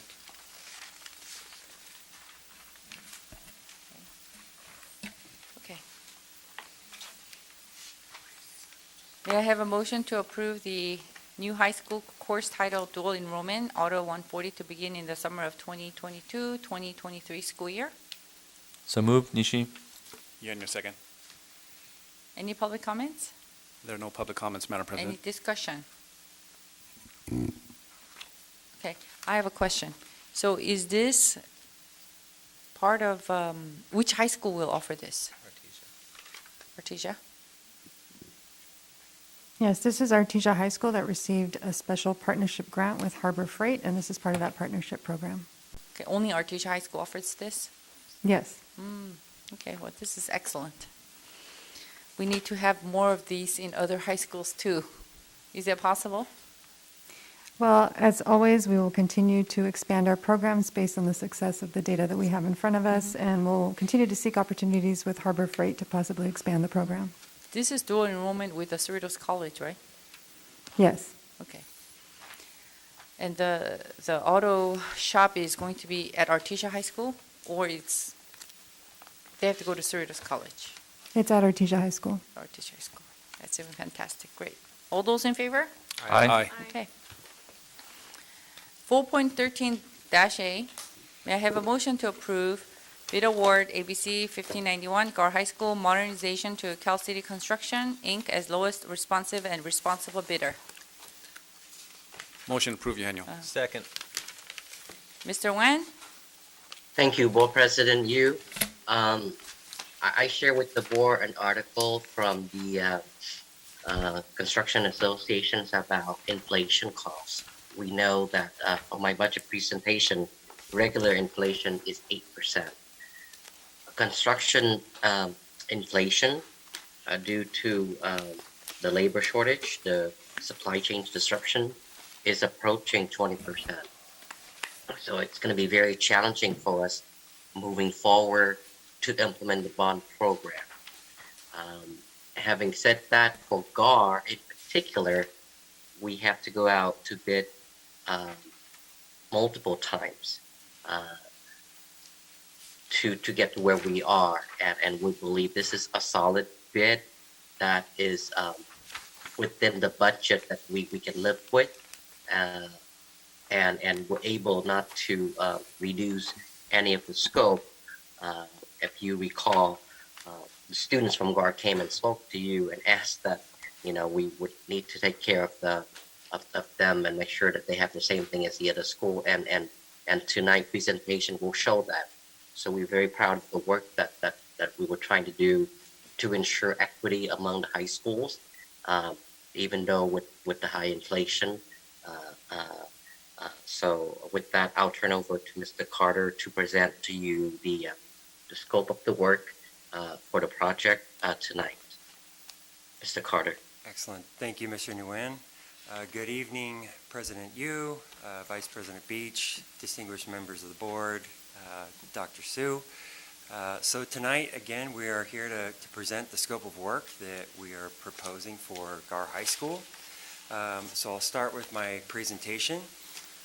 You could see here that we have implemented the scope of work based on the facilities master plan, which follows the steps in the master plan.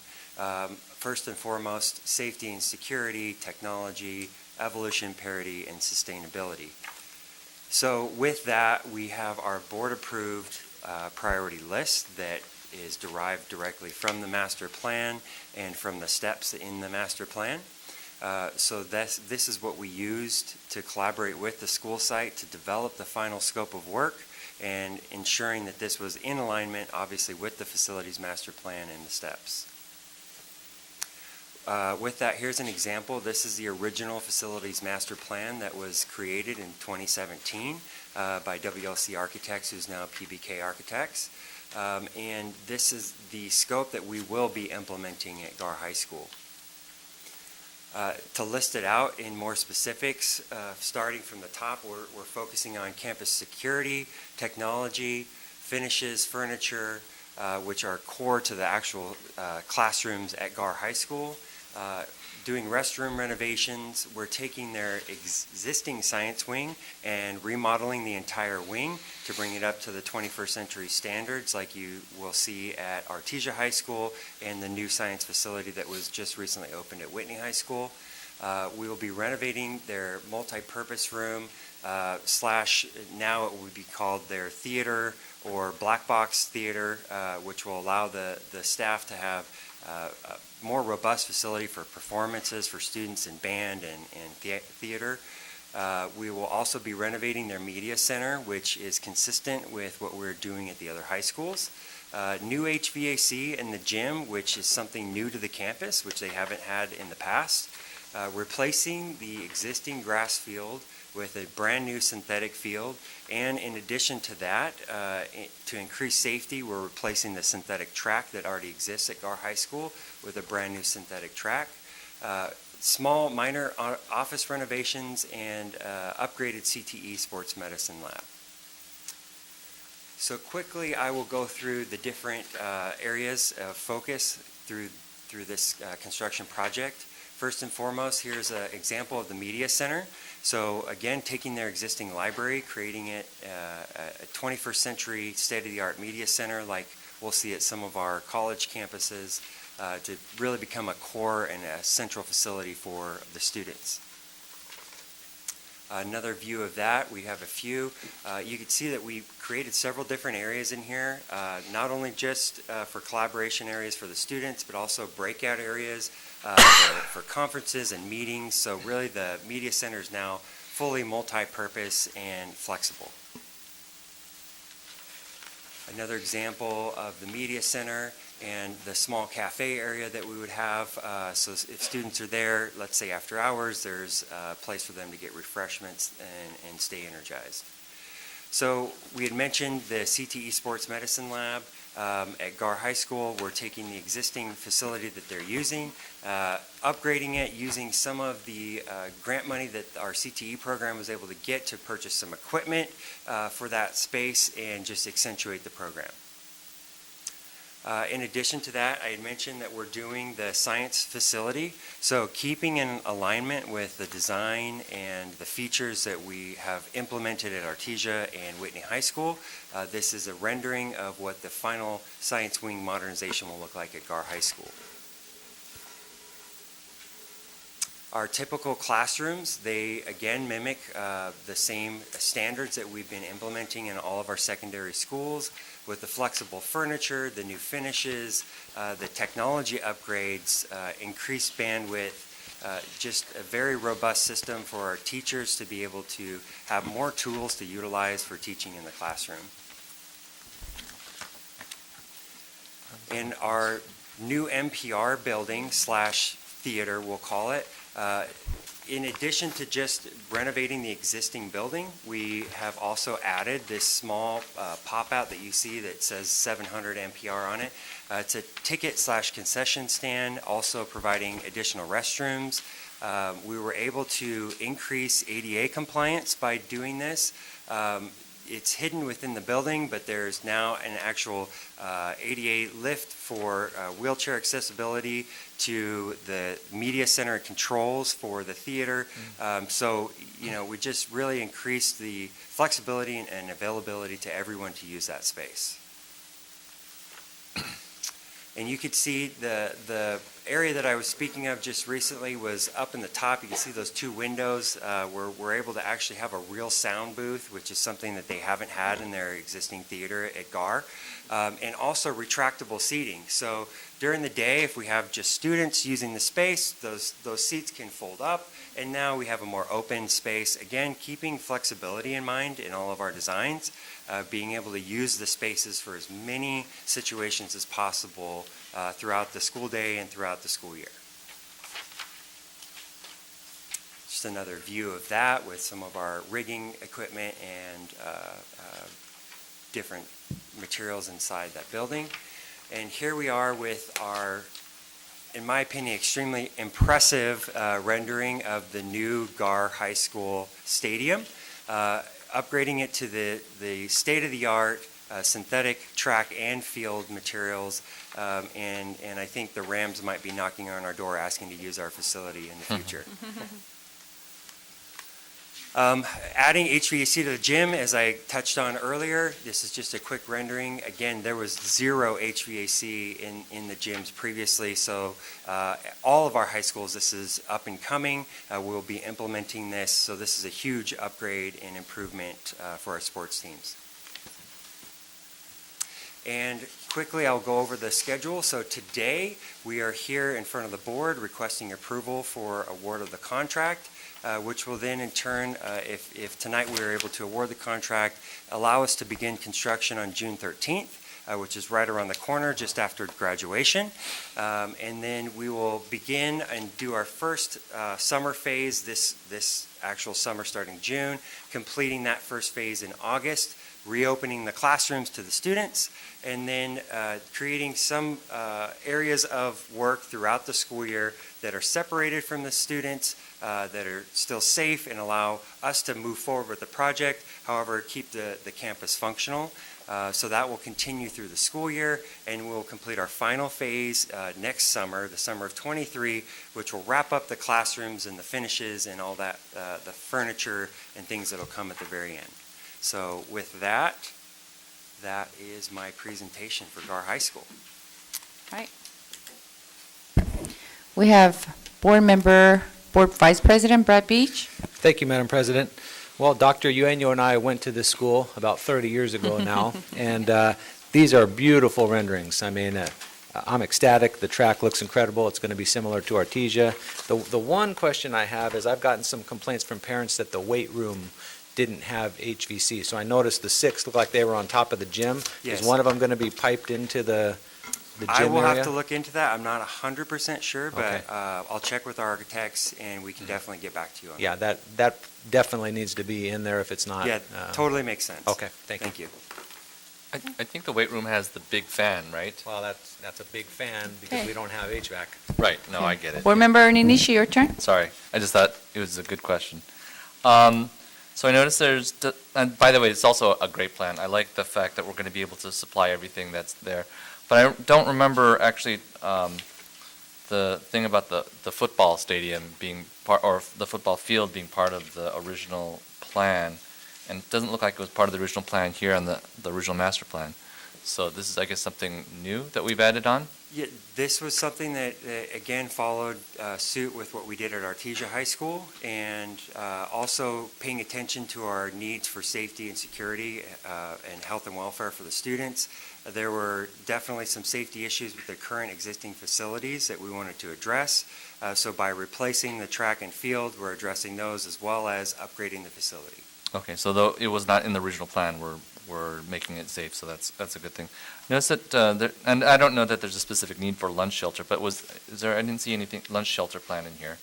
Yeah, so right now, we're not showing a brand-new lunch shelter for the campus. We've worked with the site to develop the scope of work, and as it is a high priority across the district, there were measures in place at the campus that they felt were adequate based on the priorities going through that 1 through 10 list. We are still working with our schools, and we may have a round 2 for several of our campuses to complete some of those projects that may not have been able to be fully performed on the first phase of the construction. But it might be difficult with a 20% increase in construction costs. Unfortunately, yes, we are battling unprecedented escalation. I got it. So they may not get the extra lunch shelter, but in any event. All right, so what we see here is all that's going to be done? Yes, so we were able to bring forward tonight all of the entire scope with the add alternates. So this is everything that I have presented. So this media center modernization looks like it has windows in it, which is nice. Where is it located in this particular scope of work? So luckily for GAR, their existing library is at the heart of the campus. It's building 400, which is just outside of the admin.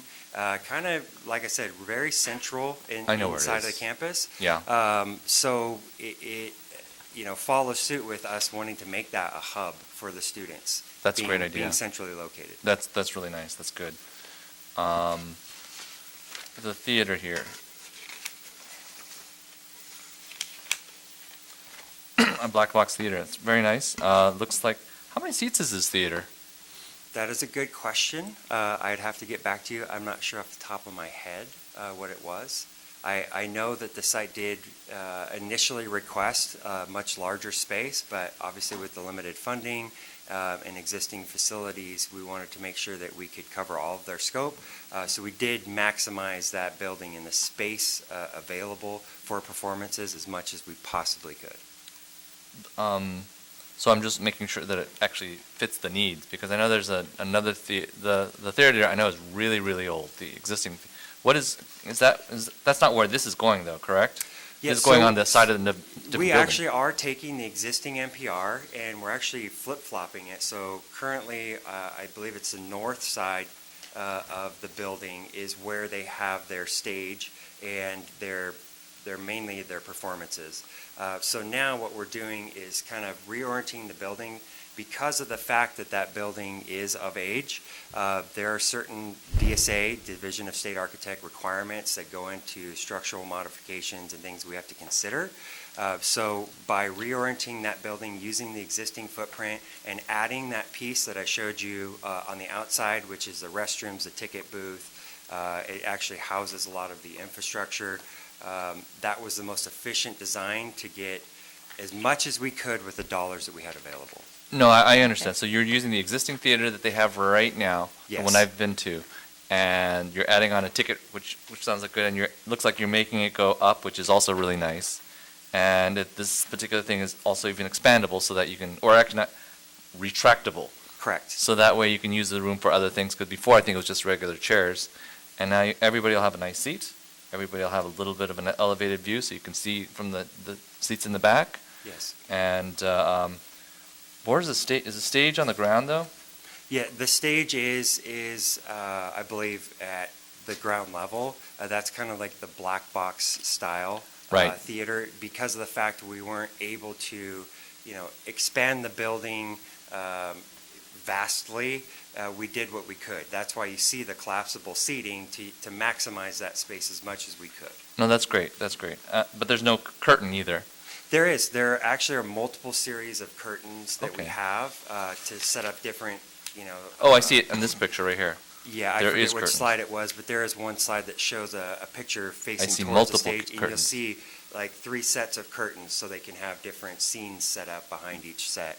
And then we also were able to add behind the set of curtains actual changing rooms, dressing rooms for the students, which they didn't have before, without Right. having to exit the building and go into a different place. And then you open up and there's a lot of And light the that light comes would in come and messes right. up the show. So there was quite a bit of thought that went into the overall design. I mean, we actually hired a theater consultant through our architectural firm to engineer and design the space for lighting, for acoustics, and all of those items. Last question, because I know we're running out of time. So where the band is right now, are they going to expand into the current, where the theater group is right now? So there are spaces designated in this building for band and theater. So for practices, for equipment storage, for performances, each section is carved out. And again, there's several sections inside the building that are multi-use. So perhaps band may use that theater section during the day for practice in class, and then in the evening, if we have a performance, then you could roll out the seating and have a performance in the same space. So the band is going to use this black box theater also? If the site decides that that's how they want to utilize the space for a It's up band to the performance, No, absolutely. I'm just trying to see, because I don't see how they would put the instruments in there. But I guess there's space, because they're a really good band, and there's space for Absolutely. that, to do that. Yeah, we actually did work with the band director and worked on the amount of Great. equipment That's- that could that's enough. fit Thank you. on the stage. Thank you. So. Are you done? Yes, I'm done. Hey, Okay, this next is we the one have, shot that we get at this. I got to member- ask questions. Dr. Rios, we might have to extend it. Well, it's just kind of quick. Like, I like that it's amazing to see the transformations of schools that have already been finished, and so I'm excited about GAR being next on the list. My question is about, this looks like an amazing stadium, and I know that, well, let me just go to the question. Will the locker rooms be upgraded in any kind of way? Because I remember walking into a room that I guess was a locker room, and it was very concerning. There actually is very minimal scope considered in the locker rooms. And following the master plan, if we go back to that original slide, you'll show that those locker rooms were actually excluded from that original scope in the master plan. However, we will be putting in fire life safety devices, so upgrading the fire alarm system, making sure there's adequate ADA accessibility in the locker rooms, which is required by the state. But as far as fully modernizing them, it's not in this current plan.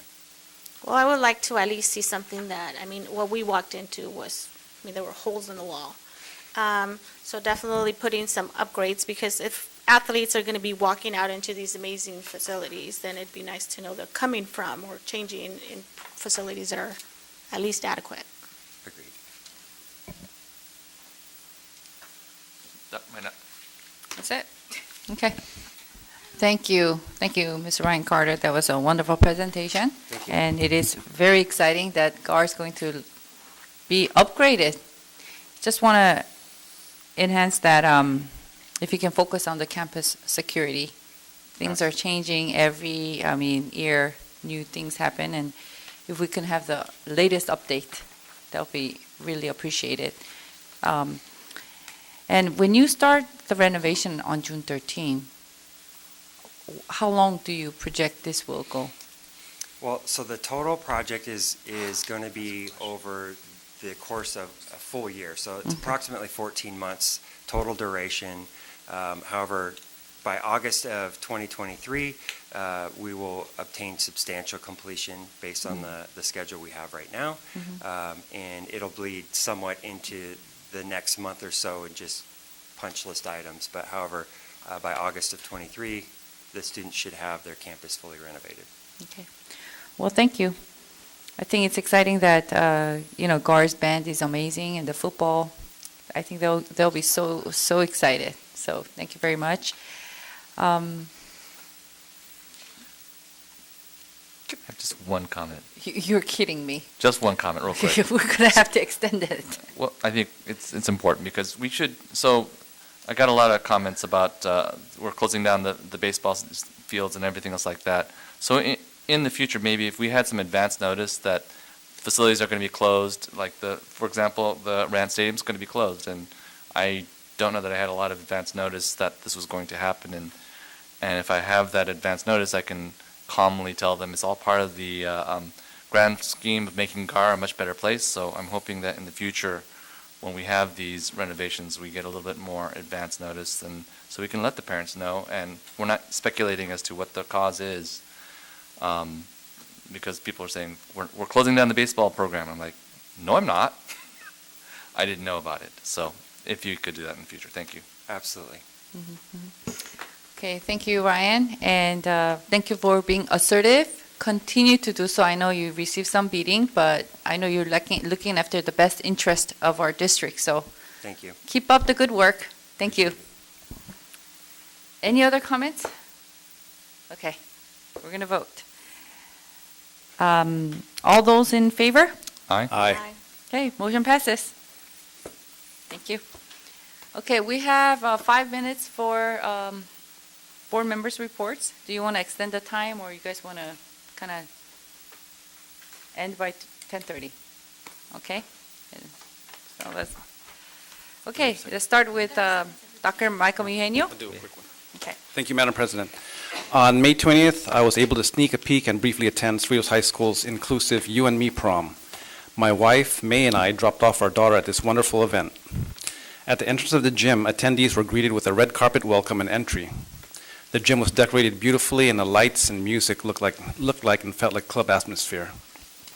It was great seeing our young men and women dressed up in their suits, tuxedos, and ballroom gowns. I'd like to thank the Cerritos High School staff, teachers, and paraeducators for throwing a lovely and successful event. On May 23rd, I had the pleasure of being interviewed by one of our juniors from Gar High School, Mr. Ryan Collins, to assist him in completing his Boy Scouts Citizenship and Community Project. This project required Ryan to interview a local elected official in order to receive a merit badge. He asked me 11 tough and intriguing questions, and I was honored he chose me to assist him in this project. Ryan is now one step closer to receiving his Eagle Scout rank. Lastly, I'd like to congratulate all our students who will be promoting this week, and a huge congratulations to our graduating seniors. Everyone have a wonderful and safe summer, and may God bless you all and keep you well. Madam President. Thank you. Next, we have Vice President Brad Beach. Thank you, Madam President. After numerous emails and messages from the public, I decided to meet personally with Deputy Superintendent Mr. Nguyen and Director of Primary Schools Ms. Ortiz regarding the School of Choice Lottery. I want to ensure all the families out there that only ABC residents got into our schools through the lottery. However, after the lottery, out-of-district students can petition to get an intra-district permit. It's on a very limited basis, and also when Whitney students are selected, those openings can be filled with students from in-district or out-of-district. We discussed possible ideas in the future to make the lottery more transparent and beneficial to the parents, and I'm hoping to see that on a future agenda item come before the board. In closing, I'd like to say thank you to my board colleagues, executive staff, Dr. Sue, teachers, all ABC employees, students, and parents for getting through this extremely difficult year so successfully. Enjoy your much-deserved summer break and be safe. Thank you. Thank you. Next, we have Dr. Rios. I'll try to be brief as well. I attended the Artesia High School's I'm Going to College dinner, which is always the highlight for me of the year. It's amazing that Principal Garcia and his staff get 100% of the students, I think this year was 98%, to apply to college. And, you know, at that point, we've done our job. Hopefully they attend, graduate, and go on to live happy, successful lives. Congratulations to all the graduates. I'm very much looking forward to attending some of the promotions and graduations, but definitely it's been a year, so this week is going to be an added bonus to see them. The culmination of this. Thank you. Okay, thank you.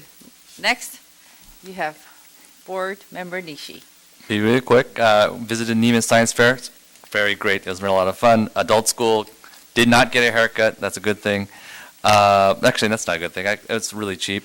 Artesia High School went to the two of their events last week. So some of these kids are going to some really great schools. Some people try to tell me, oh, let me get into another school. You don't need to work to get into another school. Artesia, I saw kids that are going to Berkeley. Some of the top students are going to Stanford and things like that. So all of our schools can actually have great achievement. Also went to Sacramento regarding CSBA, the California School Board Association, as a delegate. We just had a climate change task force, and they discussed CTE enhancements, like more money for that particular area, technical assistance on climate change, resolution language for us, and funding for impacts. I don't know if anything's going to happen from that. They had some bylaw changes ensuring that the board and not the executive committee makes decisions, so that way we're not, they actually get a broader scope of people actually making decisions. So for things like vaccines and things like that, we can actually have a broader scope of that. They also require delegates to have some sort of training. So you can't just be a delegate, you have to actually have some knowledge of what entity you're going to as part of. They're going to advocate for more money for special ed. There's a case out there they talked about, Kennedy versus Bremerton, regarding prayer in school, and the coach was fired because he had done that, and there's a Supreme Court decision that's probably going to come down relatively soon. CSB did not endorse extra money for the arts as the ballot measure. They just decided to take a neutral position on that. It was basically going to tax people at the top income levels, like a couple of percentage. And they basically said that's kind of strange because we want to have more discretion at the lower levels. So they did not make a recommendation on that. And I'm not going to talk about ESSER and all the other stuff because you all know that stuff. And that's it. This is a great district. This has been a great, difficult year. We are finally at the end, and I will get to see some of these graduations, and I think I'm going to see some teachers go, whew, not because they don't love our schools and love our students, but that it has been one of those challenging years. So please take advantage of the time that you have, enjoy your families, and have a good and great break. Thank you, Madam President. Congratulations to all the families where your children are graduating, but promotion is not the end. We have a lot of young adults I'm sure everyone knows a friend's family where the mom heart is breaking with a depression and mental illness. And I think that just want to encourage all the families out there that you guys are not alone. And this is something that as a community we need to address and to find solutions together and not finger pointing. And we need to be bold, to care, and to stand out, step up, and to intervene. And just if you see something as teachers, if you notice some problems with the students, please don't be afraid. Don't be apathetic, but please share your words to the parents will be very, very powerfully appreciated. It could change children's life. If we catch them before they graduate from high school, it could save a life. So on that note, have a great evening. Thank you very much. May I have a motion to adjourn? So moved. All those in favor? Second. Okay, meeting adjourned. Aye. Thank you. Wow, we didn't have